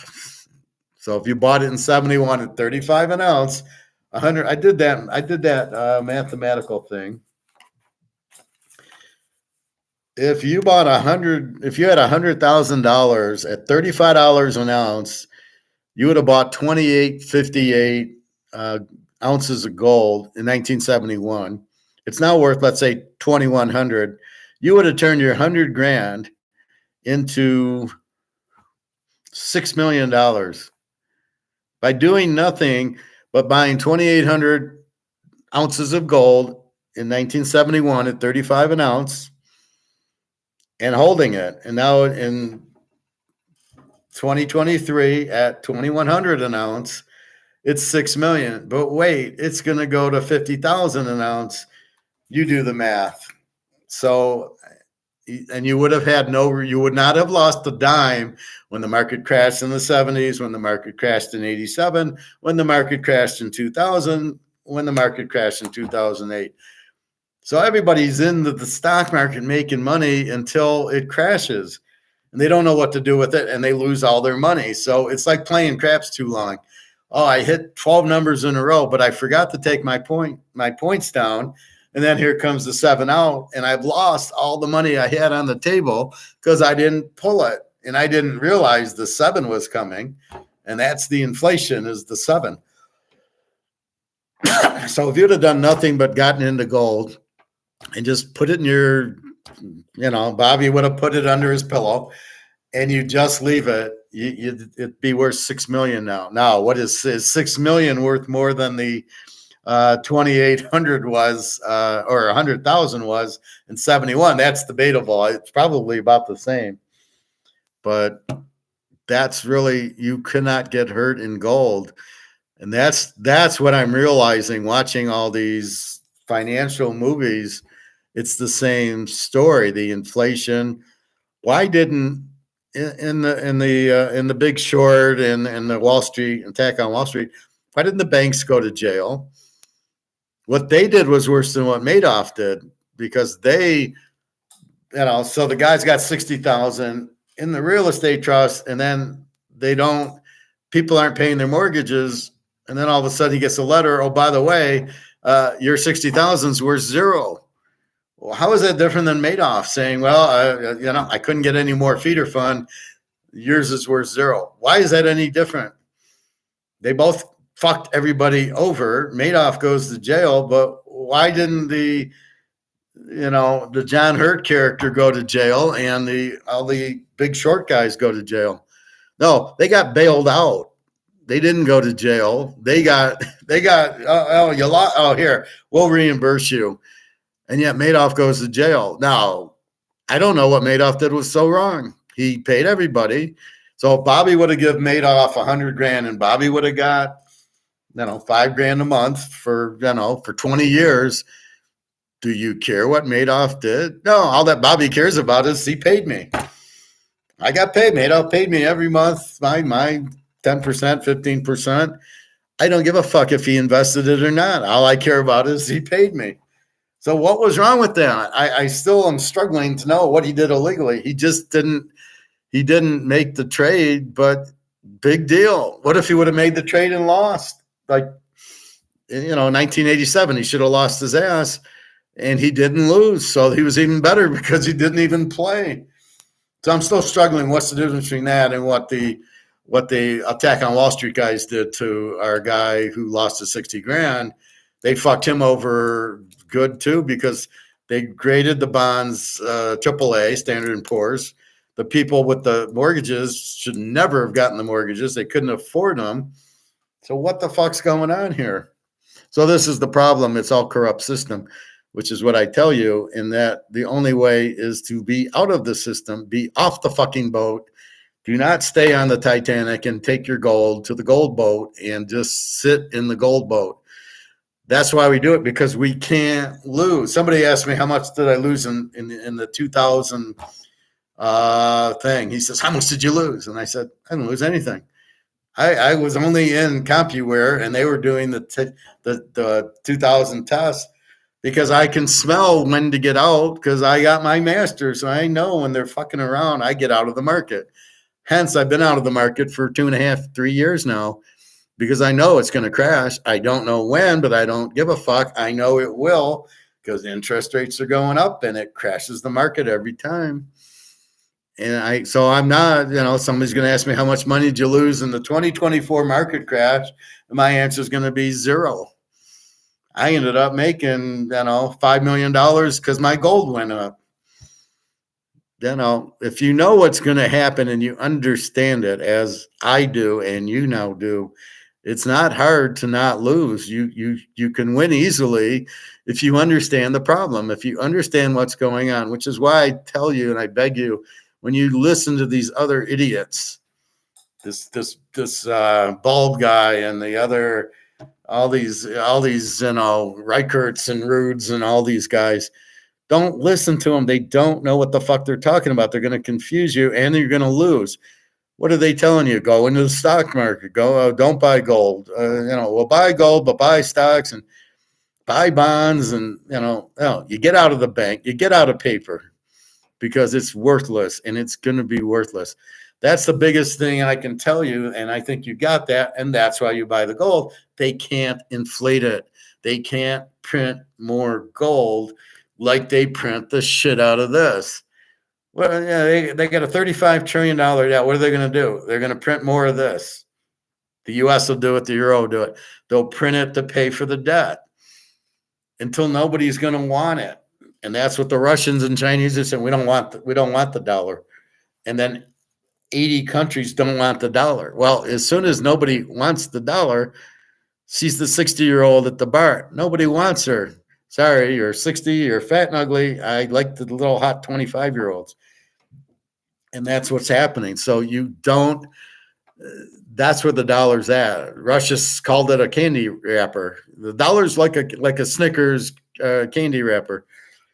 So believe me, people do not want the dollar. Everybody wants gold. All the central banks are buying gold. So you got the man for our market, something that can't be printed. It's the best of both worlds. And you're getting out of something that is printed to death. And you are fortunate that we're getting out, that we still have the opportunity, thanks to COMEX keeping the price down, is allowing us to buy it. If COMEX wasn't there and this price would be $60,000, the same as the Mano card, what am I going to buy? A few tenth of an ounces, 5 ounces of silver. So we are able to actually, thanks to COMEX, buy as much as we've been buying. And understanding that we know the boat hit the iceberg. We know it's sinking. We just don't know when. And that's what I'm trying to, calm Luke down. Like, look, it's sinking, but I can't tell you when the Titanic's going to sink. Only that the water's running in the boat and eventually it's going to sink. And that's what it is. We know the water's in the boat. We just don't know when, but we know it has to sink because they keep printing more and more money. So the only way is gold, and eventually if that goes out, the gold goes through the roof, and that's what we're waiting for. So anyway, that's my spiel. But I was watching Madoff last night, this morning, and everybody's crying, oh, I lost all my money. Well, do you go to Vegas and play craps, and then the 7 hits, and do you cry you lost all your money? You should. It's the same thing. So it's just amazing. What I didn't like is the attorney at the end robbing Peter to pay Paul. So Bobby's in Madoff in 1980, and I get in Madoff in 2005. And Bobby gets all his money out and makes $100,000, and I lose $50,000 because I just put it in. And they want to take Bobby's money and then give me my money. And I'm like, no. Why should Bobby be penalized? He doesn't know it's a Ponzi scheme. He just knows I gave him my money and it's an investment, and he paid me monthly. Why the fuck do I owe anybody that money? I thought that was wrong. Then the question was, what else could they have done? Same thing you do to the banks: bail them out, print the fucking money, and everybody in Madoff give them back, or don't do anything. That's the risk of playing with Madoff. It's the same risk. So if I lose at the crap table, should I cry and say, well, give me my money back? Well, you took the risk, right? You bet. So if you took the risk in Madoff and these people won, why the fuck should they pay it back? And then why the fuck should you pay me back? I took the risk and it lost. Why are you paying me back? I lost. I bet and I lost. That's what happens. So if I lose, I don't want to say a game I play. Let's say I play Green Bay over Minnesota and I bet $1 million and it loses. Should you then reimburse me because I lost? No, I took the bet. I lost. So it's really, the whole thing was bullshit. They send Madoff to jail, but they don't send the Attack on Wall Street guys to jail, who all got bonuses, who fucked everybody over with their phony baloney real estate trust. And the guy loses $60,000. They didn't make him whole. They didn't go to jail for it. What was the difference? Nothing. There was no difference except for the government runs the banks, or the banks run the government. So they get made whole again for taking bad loans. That people had bad credit scores, should never have gotten a loan in the first place. But Clinton threatened to sue them. So Clinton had Janet Reno threatened to sue the fucking banks if they didn't make the loans. So he said, if they go bad, we'll reimburse you. But the problem is they all wrapped them up into these real estate trusts, and then they sold them, and you thought you're getting 8 or 9%. That's crooked pool. And then the Standard & Poor's gave them AAAs. So there's one guy in Madoff, and he's crying, well, I had my money, and I gave him $1 million, and da-da-da-da-da. And I'm like, why didn't you just buy gold? I mean, it's so simple. So the guy and his wife, and he works, and then he gives Madoff $1 million, and he's crying at the end. I gave him $1 million. They wanted to take it back, and I don't have it. And my mind goes right to gold. Well, idiot, had you bought $1 million worth of gold and not taken the risk on Madoff, you would have been a multimillionaire, and you would never have to pay it back because it's gold. And then that other guy from Europe who he had all the royalty people in his chain there, and he lost billion. Dude, buy fucking gold. I don't understand why people don't just buy gold and have no risk in their portfolio, and you're going to make a fortune. I don't get how stupid people are who seem to be smart people. Oh, I checked Madoff out and this and that. Well, buy gold. You don't have to check anybody out. You don't have a risk. You can't lose. You're going to make money guaranteed. What the fuck are you in Madoff for? Even if you had trusted Madoff, what the fuck? I go to the bank to buy gold, and the guy wants to put me in a 9% annuity. I tell him to shove it up his ass. I'm buying gold. I don't want to be in paper. What part of this are you not understanding? I don't want to be in paper because it's inflated to zero, and I want to be in gold. It can't lose. What part of this are we missing here, Mr. Bank Guy with Mr. Annuity? And it's just, they want their commission. They're just salesmen that want their commission, that don't understand. And that people are just so blindsided that they don't get to buy the gold. Well, it doesn't go anywhere. Well, it went from $35 an ounce to $2,100, but wait till it goes to $50,000. Then you'll see it go. But again, this is why you have to educate yourself so you know what's going on, and then you don't have to worry about it. You stay in gold, you'll never lose a penny, and there's no risk because they can't print the fucking stuff. So I don't know how else, to explain it, but that's the thing. And Bobby, you're getting so fucked by the Mets. How are the Mets going to pay you when the dollar goes out? Does your contract state you're going to give me the alternative in gold and silver? So I don't know what you make a year. I know you have this big 20, 30-year thing, which I wish you'd have talked to me first, and I would have put you and grab it all and buy gold with it and not take each one a year, because you're getting inflated where the million you got in the first year is not equal to the million you're getting this year. But besides that, when the dollar goes out, how are they going to pay you? And I hope you got some contingency for gold and silver, because there ain't going to be money to pay you. Not this is gone, right? So this is going to be gone. How are they going to pay you? What are they going to use? The new dollar that's not backed by gold, and you're going to get fucked that way, or what? So I am curious. I hope you have a contingency to get the equivalent gold and silver for the money. And if not, change your contract. But you're going to get fucked, right? I don't know how people are going to, well, eventually they'll convert this into a gold-backed currency or to a new currency. And then your $100,000 paycheck turns into a $50,000 paycheck in the new dollar, or a $30,000 paycheck in a gold-backed currency. And you're way ahead with the $30,000 gold-backed currency than you are with the $100,000 monopoly money. So that's going to be the biggest thing you're going to have to think about. Anyway, so that's why I watch these movies over and over. It's not really, I get the plot. I know the plot. It's the answer comes in every of these movies and every place. It's the inflation that ruins the value of the dollar, which makes everything cost more because the dollar is worth less, which makes the markets crash, and everybody loses their ass because you're in dollars, which are not real. It's all bullshit. And everybody loses all their money, and nobody's in gold. And that's the whole scam. The Ponzi scheme is JP Morgan keeping the price of gold down so you're not interested in it. And here comes and the paper price goes down, and you're not in gold, you stay in paper, you're in stocks, and all the advisors go, oh, buy Microsoft, buy Apple, buy these stocks, even though they're in dollars.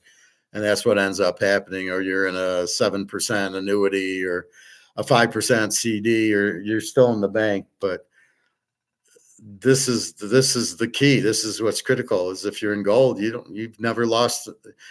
If you bought gold in 1928, if you could have, I don't know, and I would not have turned it in 1933. You would have not gotten crashed in 1929. You would have not gotten any problem. Give Hitler credit. He stole the gold. Was World War II was him stealing the gold in all these countries. That's why they shipped it to America, so it would be safe. That's why the German gold was in New York, was that, and that's why you had the 9/11 was them. They wanted the gold. They stole the gold that was under the Trade Center. That's all 9/11 was. It always goes back to gold. Hitler was gold. Just about every war is about gold or oil. I am assuming that the Israeli bullshit is about gold and oil, and the Ukraine is about the Russians wanting a gold-backed currency, and the U.S. saying, we don't want you to have it. Oh, let's have a war. Oh, Russia won. Here comes the gold-backed currency. It was like, no. This is one time you're not stopping the gold-backed currency like Saddam Hussein and Gaddafi. I'm confused with Zimbabwe. I know they have gold, but they're still inflating. Why didn't they go to gold-backed currency? I don't quite get it. So there's still a lot of poor people in Zimbabwe because they can't afford the gold. So where's the silver? So I told the guy at the pool today, I can't afford gold. Buy silver. Don't give me you can't afford silver at 25 an ounce. Don't fuck with me. Then I saw my gal who I gave the 10 ounces to today. So she's all friendly and happy, and I feel good. I helped her out. Like, I can't afford. Okay, here's 10 ounces. Shut the fuck up. I know. Okay, now I don't want to hear it. Luke, I heard we stole the gold in Iraq during the war. I'm sure we stole the gold every place we've been. I'm sure every war we've ever been in has strictly been to steal the gold. But that's what Hitler did. He stole the gold in Austria and Czechoslovakia and all that. And that's why, and then they put it in, they moved it to New York. Spain, I think, did that.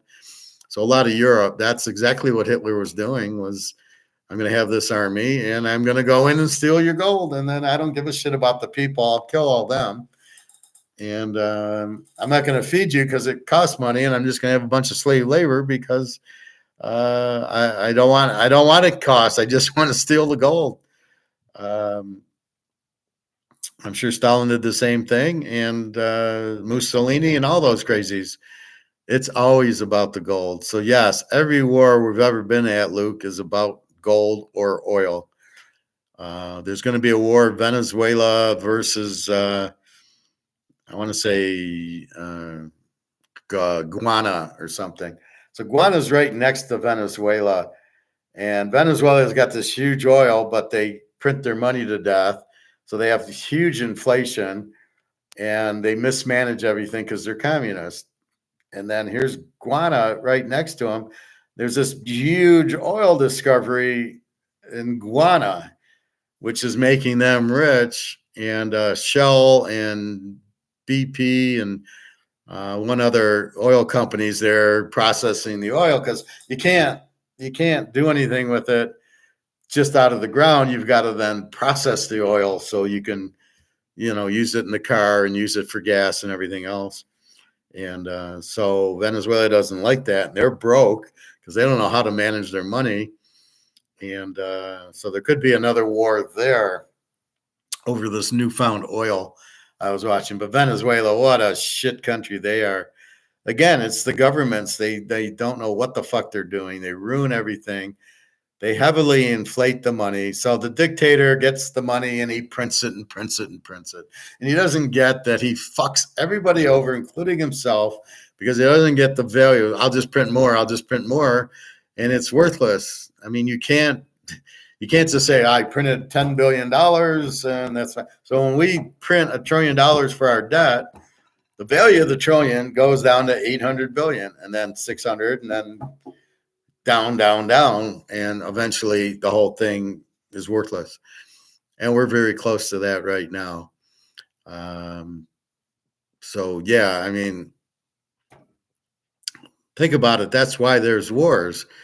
It's always about money. Or World War I was about the Russians wanting a warm weather seaport to make money, and they needed oil, and that's what World War I was about. World War II was Hitler needing gold because fucking 1929, we had this Great Depression where we inflated the money and caused this depression. And then the government caused it to last for 10 years instead of 10 months because, oh, well, we need social programs and we need to pay Social Security and welfare, and just fucking cut the taxes and let the people work. You don't compensate the gold. What was that about? And then who was stupid enough to give them the gold? That ain't happening. You're not getting, I don't have any gold. I don't know what you're talking about. Hopefully it won't get to that. According to Egon, he doesn't think it'll get to that. He thinks they'll just tax it on the way out. So you go just cash it in. You take an ounce, give me my 35,000, and then they're going to tax it that way. But he doesn't think they're going to compensate it. That was just bullshit. But that's why we go to Switzerland, boys. And that's why it helps to have more gold and silver, because you can take 10 ounces of gold and nobody knows you have it, put it, give it to Egon, and you're pretty safe. Where, what are you going to do with your big gold box, your big silver box? 2024 looking like a transformational year to come. World debt defaults coming, banks faulting, absolutely. The money going to zero in all the places, Japan, China, Russia, and that's what we're waiting for. When that happens, they come out with the gold-backed currency, and we pull out our gold and silver, and it goes up in value. From 2,000 to 50,000 is very conservative, because once it's going to be like a wildfire. Once the fire starts, it spreads. Once the people on the Titanic realize the boat's sinking, everybody rushes off. Well, in gold, once people realize their dollars are worthless, they're gonna come to the conclusion the only place is gold and silver, and they're going to run into it, which is going to make it really jump. Now I know your Bitcoin. And to me, the Bitcoin has always been, I might as well buy baseball cards or Mahomes cards than Bitcoin, because I can at least hold the card. And I don't know what Bitcoin is. I do know why this goes up, because there's more demand for this. There's more demand. There's 50 count. There's 100 people that want it. So I know the price is going to go up. Bitcoin, is there really 21 million? And how many people are demanding it?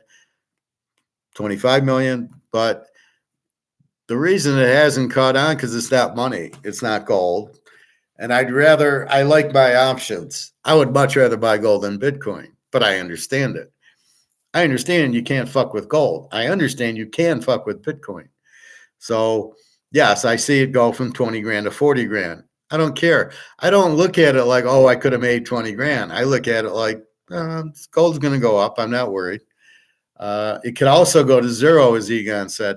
And that's my big thing, why I try to talk people out of Bitcoin. We don't know why it goes up. We assume the demand goes up. It's really hard to tell. And we understand gold being derivative down, which is not real. And we know that's going to stop soon. So we know that it's about to go, and we're getting in very cheap. So it'd be like getting into Bitcoin at $5,000 a coin way back, and now it's up to 40 grand. Well, that's what gold's going to do. And we're at the 2 grand stage of gold, where it's going to go to 56. So you think Bitcoin goes to 40, and you think the Mano card's 60 and the Montana card's 125, but gold's only worth 2,000? Really? I mean, does that make sense to you? Because that's what's happening. I don't buy that at all. But yeah, 2024, Putin takes over. Well, everything's going to start crashing. How it's taken so long, I don't know. But with everything that Biden's doing in his government, it's very quickly to end here. You can't keep printing something. These people live on a different planet that think you can keep printing the money and it has no effect. Out of their fucking minds. It's like I said, go eat, have a chocolate cake every day, and then tell me you're not going to gain weight and get diabetes and die from it. Yeah, good luck on that one. You'll last a month and that's it. That's the whole point of it. You can't keep printing and have no effect, but they don't understand it. They're Keynesians. We understand it and we know exactly what's going to happen. So that's really the key to it. But yeah, 2024. But again, don't be impatient, Luke. Say to yourself, I'm out of the dollar and I have gold and I can't lose, right? My gold can never go to zero. I can't lose with it, but I know the dollar's gone, right? The dollar's gone and I got gold. So I can't lose. And as long as they're waiting for you, go buy more. That's the key to it. Go buy more, go buy more, go buy more. The economy's going to get fucked. The prices of food is based on market. So if the market says Cheerios are $5 and they don't sell, you see them 2 for $1. I see a lot of that when I went grocery shopping the other day, walking in the grocery store. Cheerios 2 for $1, Fritos 2 for $1, Coca-Cola, buy 2 bottles and get the third one free. This was at $2.89 a 2 liter. So if you divide it, it's like, well, let's see. So now it's $6 divided by 3. It's $2 a bottle. Oh, okay. Provided you're going to have 3 bottles, but it's the holiday. But if you notice, all the prices are high, but they all say, but buy one, get one free. I do that with my dark chocolate. It's $3.49. It used to be $2.99, and it says buy one, get the second one at half off. So I'm paying $3.40, let's say $3.50 and $1.75. It's $5.25. I'm paying $2.60 for my chocolate, which is less than I was paying the $2.90, and now it's $3.40. So that's what I do. Bobby Bo, 2024 should be a great year to make more money. I heard that restaurants like McDonald's and Chipotle are raising prices again due to increases in minimum wage. No, they'll just work with a lower shift. They can only raise prices if the market will bear it. So if McDonald's comes out with a $10 hamburger, they will be out of business. It's what I tell the barbecue guy. You make your ribs $45 a slab, you are not going to be in business. The market will not bear it. And I don't know that a lot of these guys understand it. The market is, we are programmed, right? So if this is $50 a bottle for 5 years, I'm programmed to pay $50 for this bottle. And you make the price $100, I'm not going to buy it. I'm going, no. Because I don't understand the concept that the dollar's worth less, right? I only understand the concept this is $50 and now you want $100. That's how we're programmed. So when I go to the barbecue place, I'm programmed $25 for the slab of ribs. You go to McDonald's, you're programmed that the Happy Meal or the quarter pound or whatever is $4. I don't know. I don't go to McDonald's. So let's say it's $4 or $5. Now you market $10. You're programmed to pay $5. You are not paying $10 for it. You will go to Wendy's. You will go to my grocery store, and I can get 3 pounds of hamburger at $6 a pound.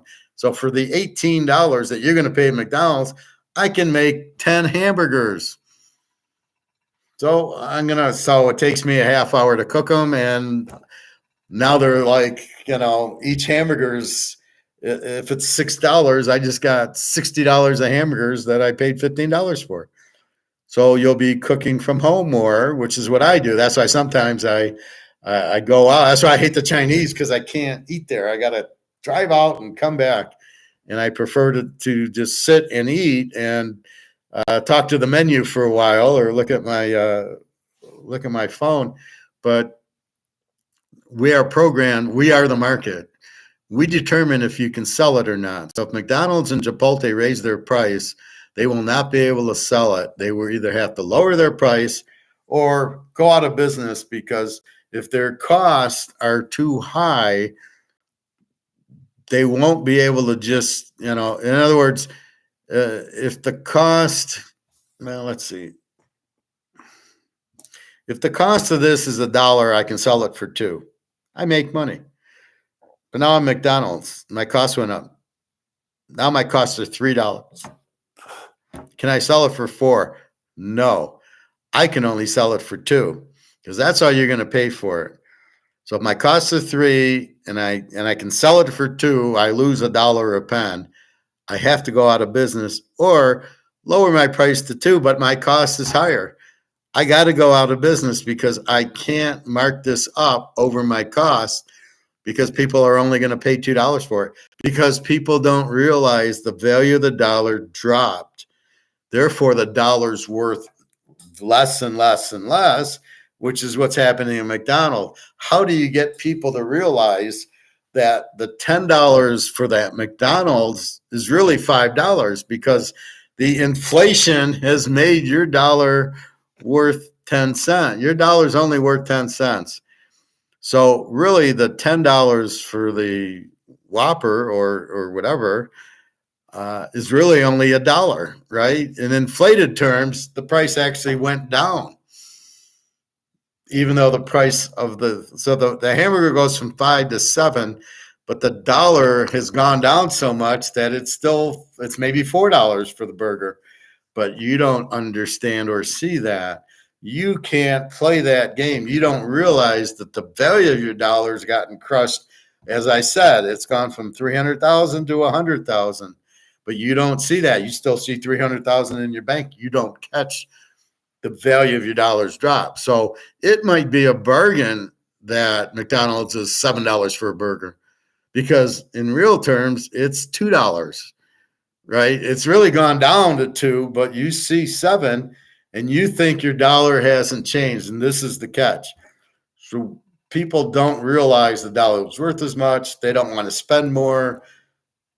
McDonald's sees their costs go up, and their costs probably aren't going up. The value of the dollars drop. This is the biggest problem that people do not understand, except for us. And that's the dollar losing the value. McDonald's didn't raise their price from $5 to $7 for a quarter pounder. The dollar's gone down, and really it's still $2 for the quarter pounder. That price has never gone up, but the value of the dollar's dropped. That's the problem. That's why people think it's prices that are inflation. It's the dollar that's the inflation. It's the value of the dollar dropping.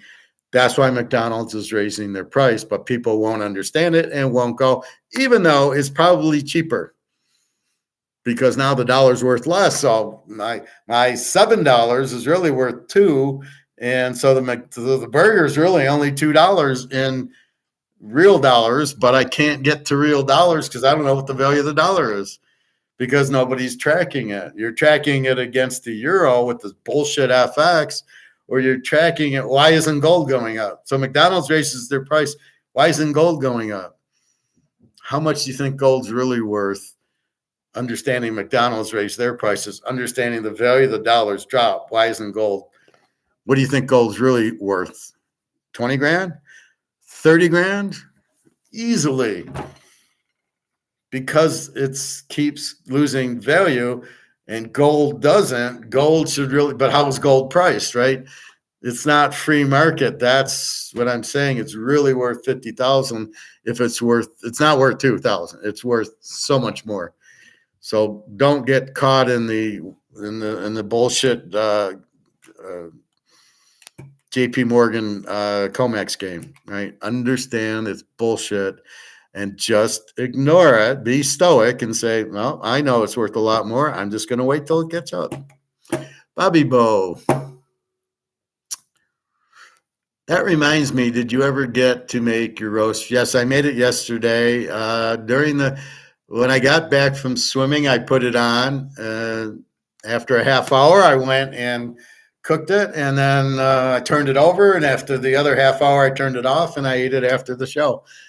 So it was 3 pounds, and I ate probably 3/4 of a pound. So I got a big fucking piece of roast waiting to eat when we're done with class.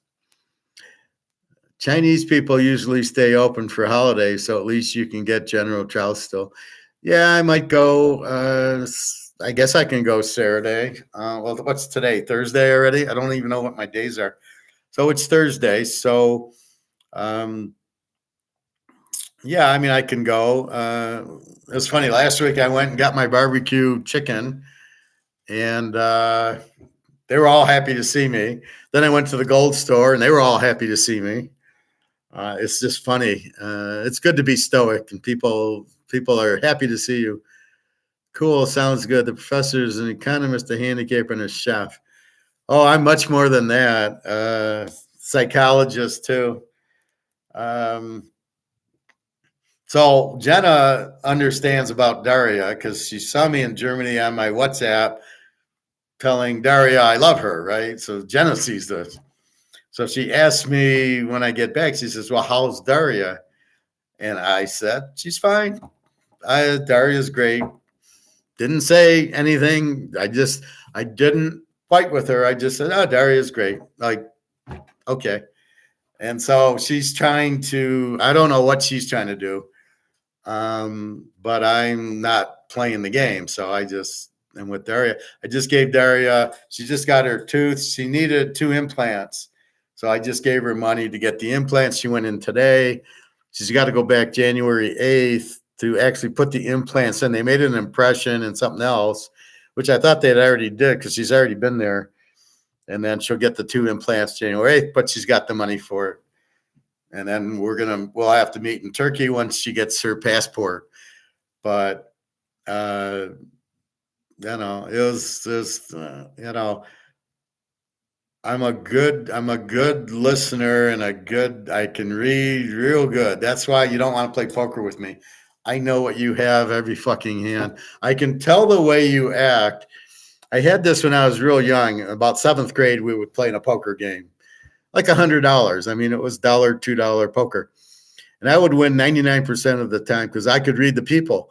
One guy would get all excited. Oh, okay, I'm going to fold. And one guy, oh, shit, I missed. They didn't understand the expression, and I did. So I could see what the guy did, and I picked it up really quickly about reading people. So don't fuck with me at a poker table. Sorry, Professor. Yeah, that's true. That was just to name a few.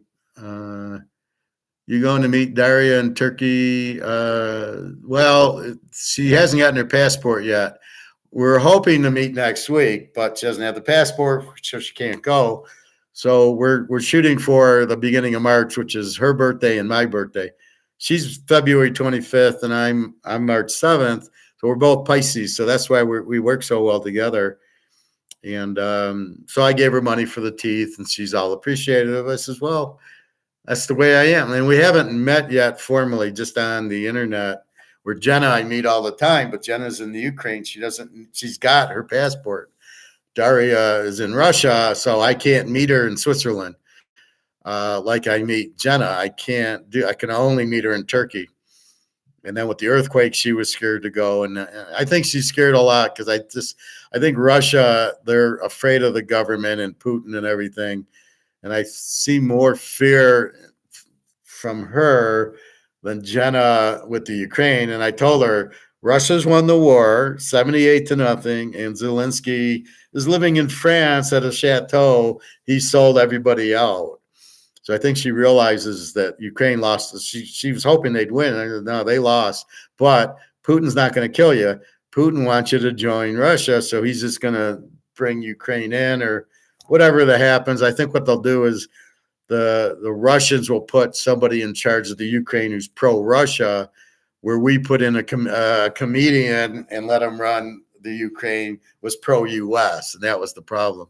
So this next guy should be pro-Russian, and they'll probably vote him out, but, I don't know. Her friend Natasha lives in Berlin, doesn't pay rent. She gets $1,000 a month, as a refugee. And I'm like looking at her, and she won't leave because of her family. So she won't come here. I don't know what to tell Jenna anymore.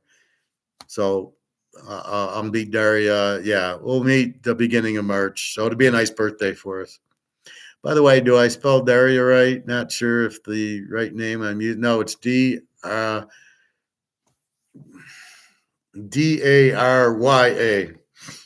Daria. That's the way Jenna spelled it too. No, it's a Y instead of an I. Very nice, very pretty, much better than American women. But I can tell Jenna's getting a little bit jealous, and I'm like, you can talk to whoever you want. I'm not going to play that with you. You've been married and I've been married. If you want to go have a guy on the side or you want to have a girl on the side, go ahead. You're friends with Natasha. I don't tell you not to be friends with her. Why do you care if I talk to Daria for her? So, and she keeps saying, "You're my man." And I go, I ain't nobody controls the professor. Sorry. Just the gold is the only control. And really but you need to stand up for yourself.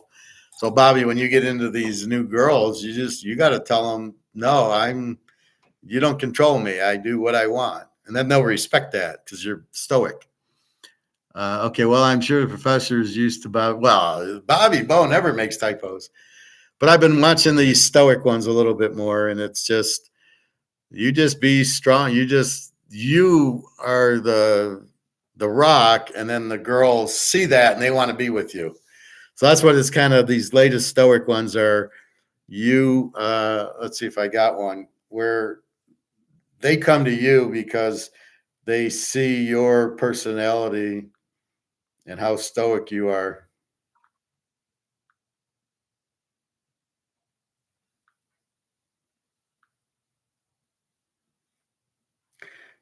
Like here, they will beg for you, and then it tells you what to do.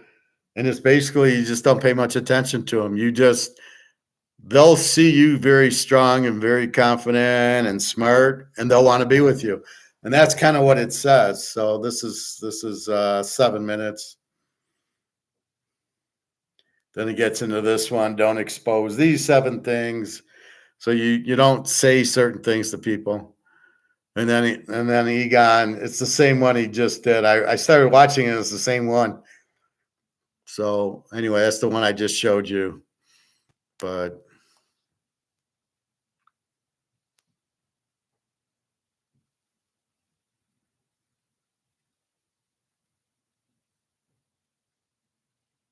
let's see.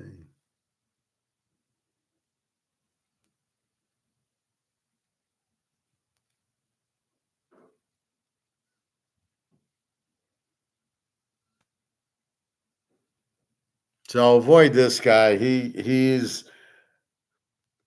steals all my stuff. He uses Titanic and he uses Ponzi scheme, but he doesn't know what they are. He just hears me say it, I guess. Uh, it's frustrating that they don't talk to me about stealing my stuff, but whatever. That's what these idiots do.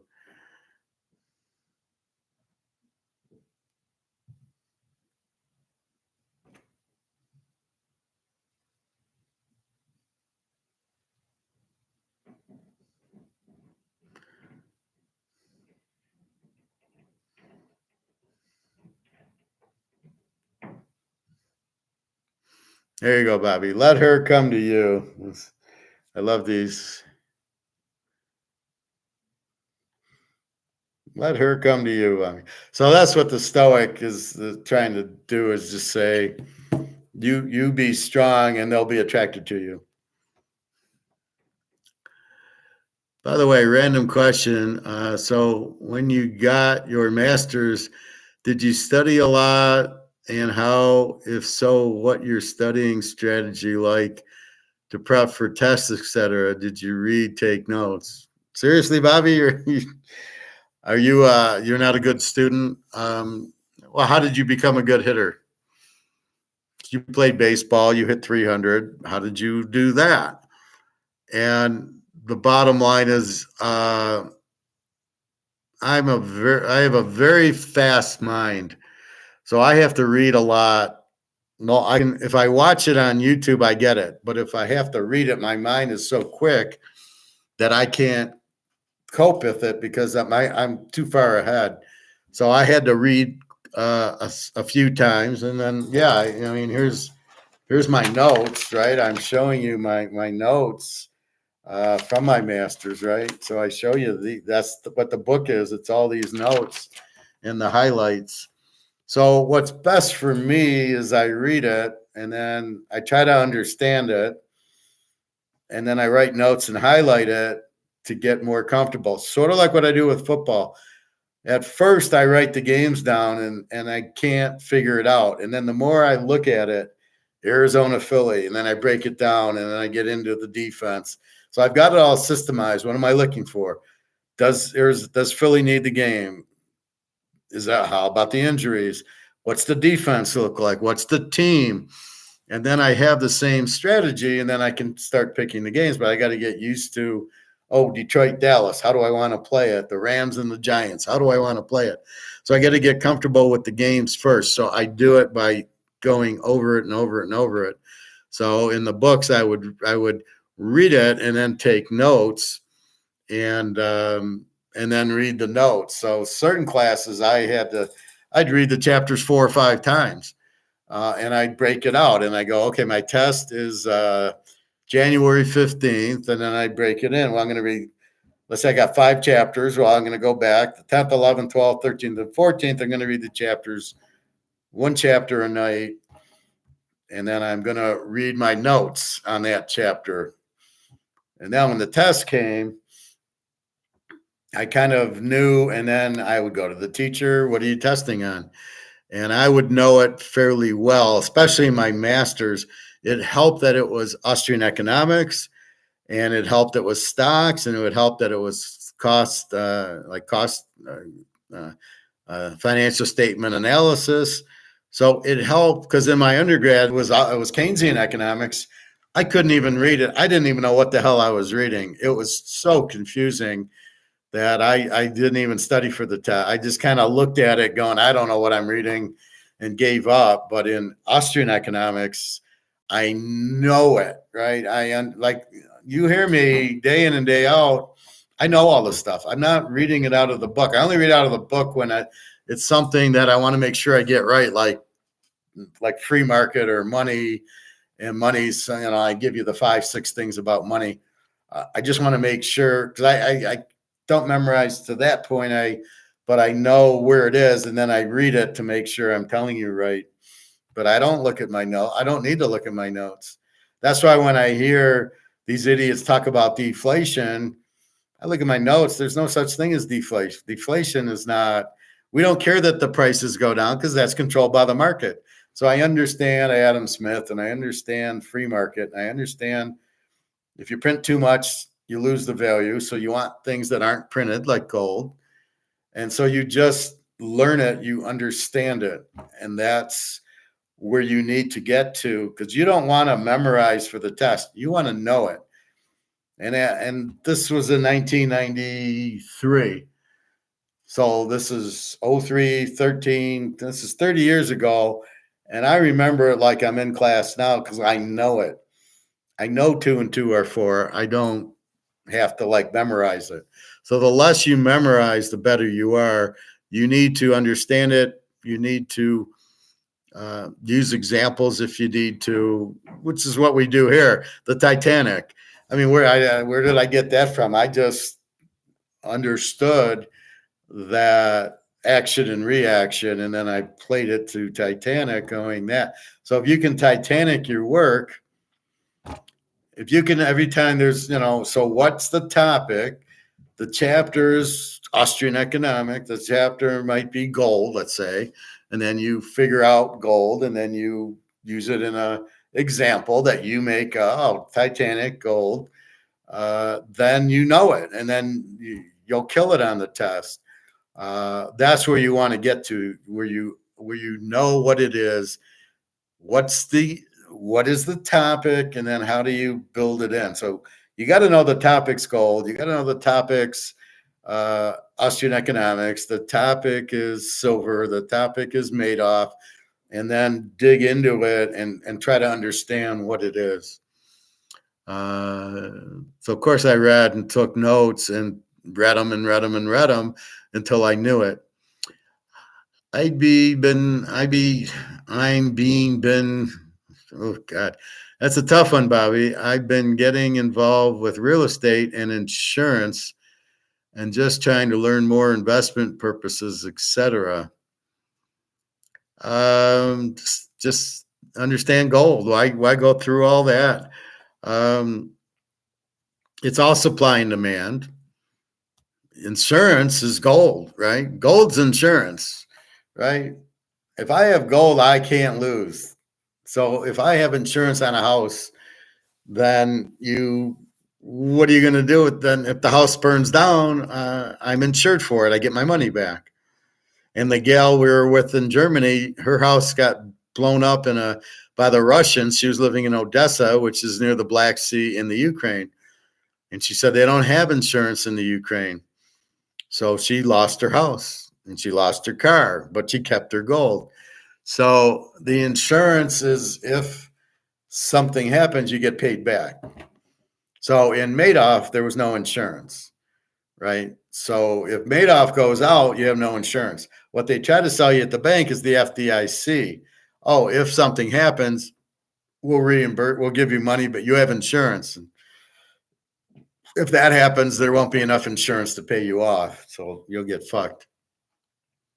So real estate, it's all supply and demand, Bobby. It's how many people want this card, and that's real estate. How many? It's going to be based on supply and demand. So there's a nice house. How many people want it? And then what's the price for it? If I offer you this for $100, you'll buy it. If I offer you this for $10,000, you probably won't. Maybe you will, but a lot more will go for $1,000 than $10,000. So real estate's about supply and demand. How many houses are like that? How many houses are out there? What's the price? It's always about cost. So if it's too expensive, people won't buy it. Otherwise, they will, and they'll So if you're selling something, you want it at a price where there's buyers. You always need to find the market. This is an example of how I studied. You want to find the market. What is the ribs are $25. If I sell them for 45, I can't sell them. If I sell them for 15, I'll sell them. So you're selling real estate. What's the market? And you kind of look for other houses that are similar in the area. What did they sell for? So if you're trying to sell it up here, you're fucked. It'll never happen. You want to sell it at here. So you've got to find this. What is the demand for this real estate? Then you can see the price, and that's what you sell it for, is where the demand is. That's the key to selling any business. McDonald's, ribs, whiskey, whatever it is, what's the market going to bear? And once you know what the market bears, that's what you sell it for. And that's the hard part, is the market. So in houses and real estate, you see what other houses sold for and how recently it was and the reason, so that's what you're looking at. So real estate and insurance. For investment purposes, I would just say just stay in gold, because you're going to lose your ass in a house right now. The market's going to collapse because all the foreigners. So understand, it's not just you. So let's say you're in Florida, Tampa, but in your subdivision, there's people from Michigan and California and Germany and France who own houses there. It's not just Tampa. And all of a sudden, they see the dollar going out, and people from Germany and France and Spain sell their houses because they want to get out of the U.S. dollar, which is what's going to happen very soon. You're going to be left holding your house. Why did these houses go down? Because they just wanted to get out and they sold it. That's what you need to understand. That's why you got to understand Austrian economics and free markets, because if you understand the dollar's going out, you understand that's what people will do. So it's my theory on the Titanic. We hit the iceberg, the ship's going to sink. I got to get off. I got to get into the lifeboat, right? So A causes B causes C. The dollar's going out. The foreign investment is going to pull their money to get out of dollars. The markets crash. That's why the housing market, the bonds, the banks, the stock market's all going to collapse because of all the foreigners thinking the U.S. is safe, realizing it's not, pulling their money, taking their loss, which is why the gold and silver stocks that you like, Luke, won't work, because they're going to sell other stock. They want to get out of U.S. dollars. They're not going to, well, wait, I'll keep my silver stocks. No, they're going to sell it all and get out of dollars. They don't want to be in dollars. That's why I warn you about the gold and silver stocks. They'll all get crushed. I agree that the gold and silver stocks should bounce back when gold and silver goes up. But if I'm in coins, I don't have to worry about it. Nobody's selling their gold. That's because it's universal. It's worldwide. It's in every country. So nobody's selling their gold based on what happens in the U.S., but the dollar people will sell based on what's happening in the U.S. And that's really the key to it. So that's really what you need to understand. Does that make sense to you, Bobby? Any questions?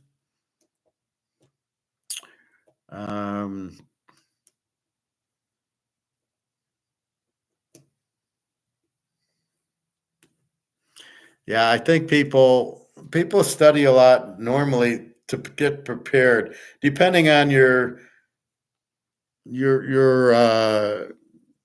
personality. In other words, when you played baseball, I'm sure before a big game, you took batting practice and you took fielding practice and you stretched and you did some running and you were ready mentally for the game. And that's kind of what you're doing here. You're getting mentally prepared. So I'd be like asking you, did you take batting practice before your playoff games? And of course, well, you did for every game, but why did you do it? Because you're getting ready. And so of course you're going to study and read and take notes to get more and more prepared for the game. Just think of it as a game. I was reading about different annuities. Are you familiar with annuities? Yeah. What's the question?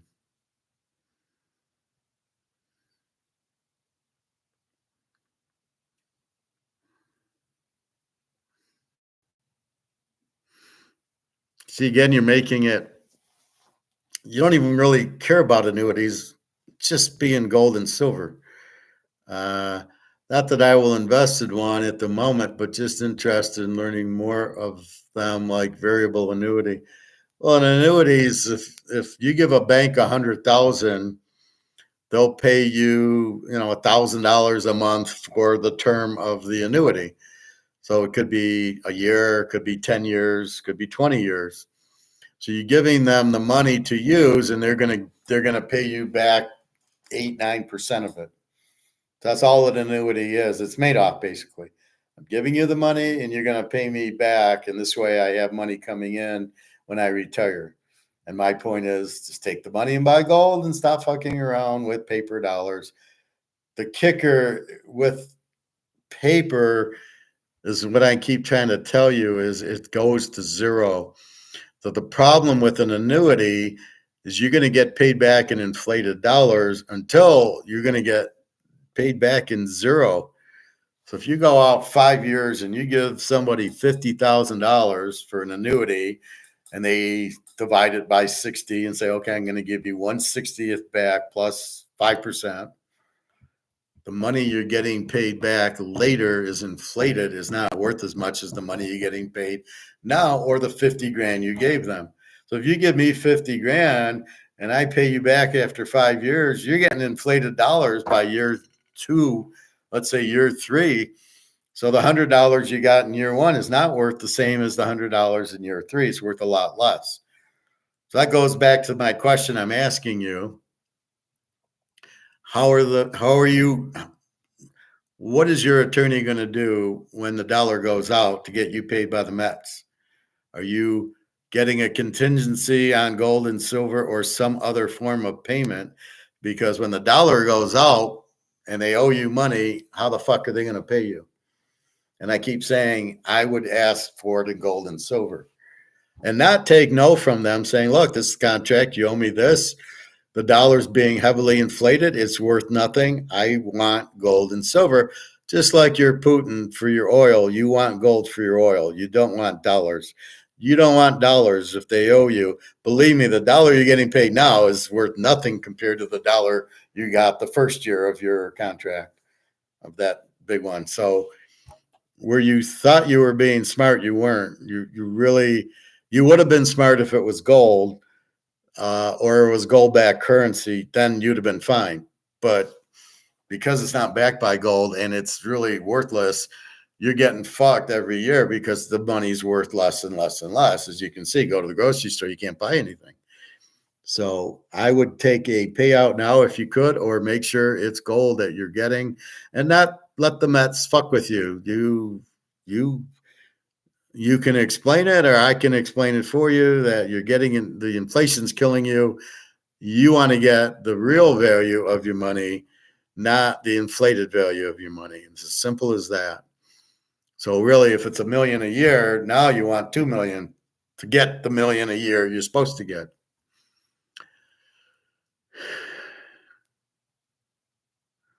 Yeah, variable annuities, just the interest rate varies. So it could be 6%. It's probably based on prime. So if it's 6%, it might go to 7, it might go to 8, it might go to 5, and then they pay you out based on that amount.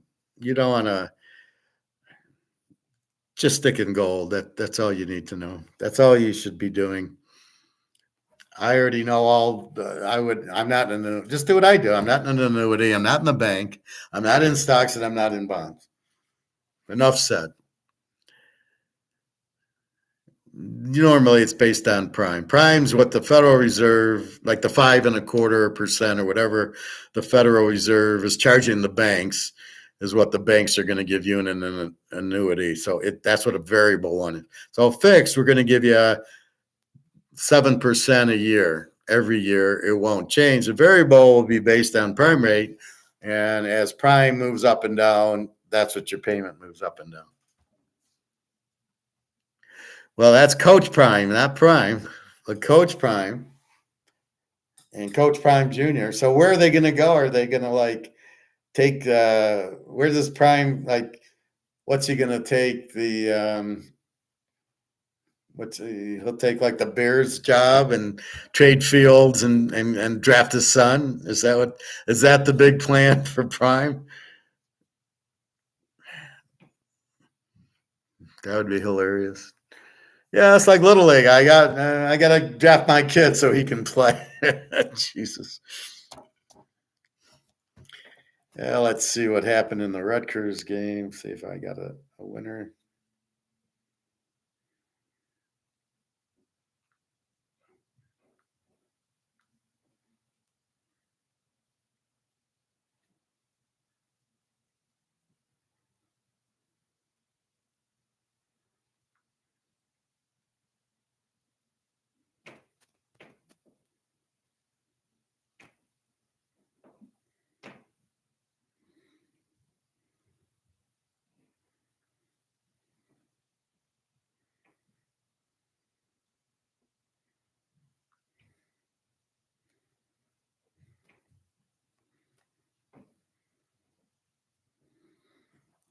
$31-24.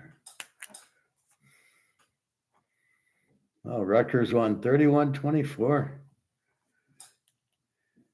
That didn't stay under. That was surprising.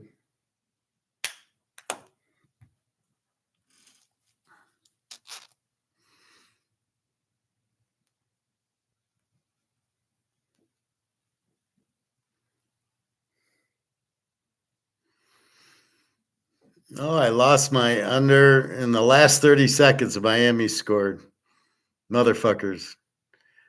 So it's 31-17. I think I'm right at 48.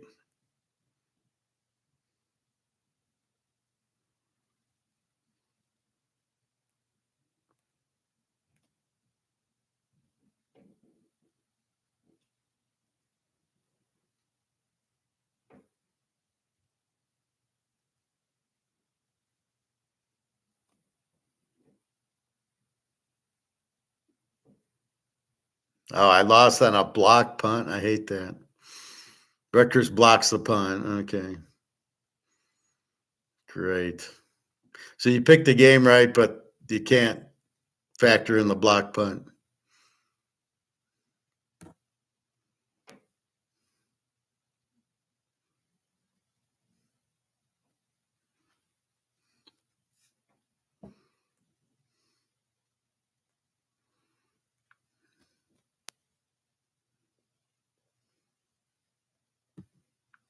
All right.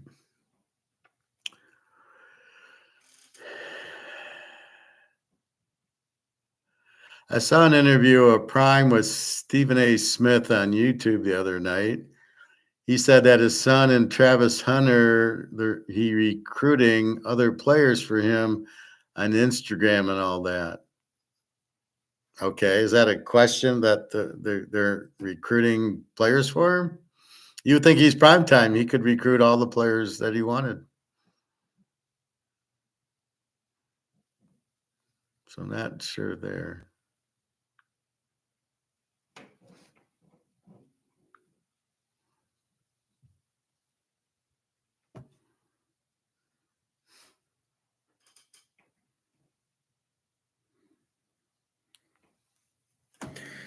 Well, I'm think I'm ready for dinner, Bobby, based on Prime. Yeah, so really, but you got to understand annuities are money.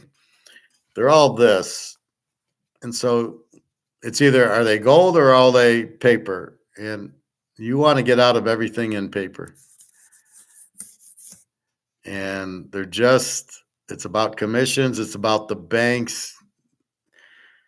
You give the bank money, they give you back. You give them 100, they give you back 90. It's like a casino. You don't want to be in any of this. You want to be in gold. So that's the first thing you must understand. So if you start asking me about stocks or you start asking me about annuities or putting your money in a CD, you don't want to be in any of it. You want to be in gold.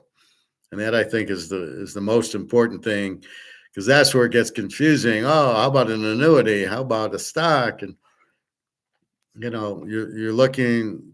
Don't diversify in the paper, and understand gold's the key. So you don't really, if you just hold gold, you'll retire rich. So it's the best play. Believe me, I would tell you if the others were a good play, they're not, because the idiots printing the dollar to zero are going to make it not a good play. All right. I've had enough fun for today. I will see you tomorrow.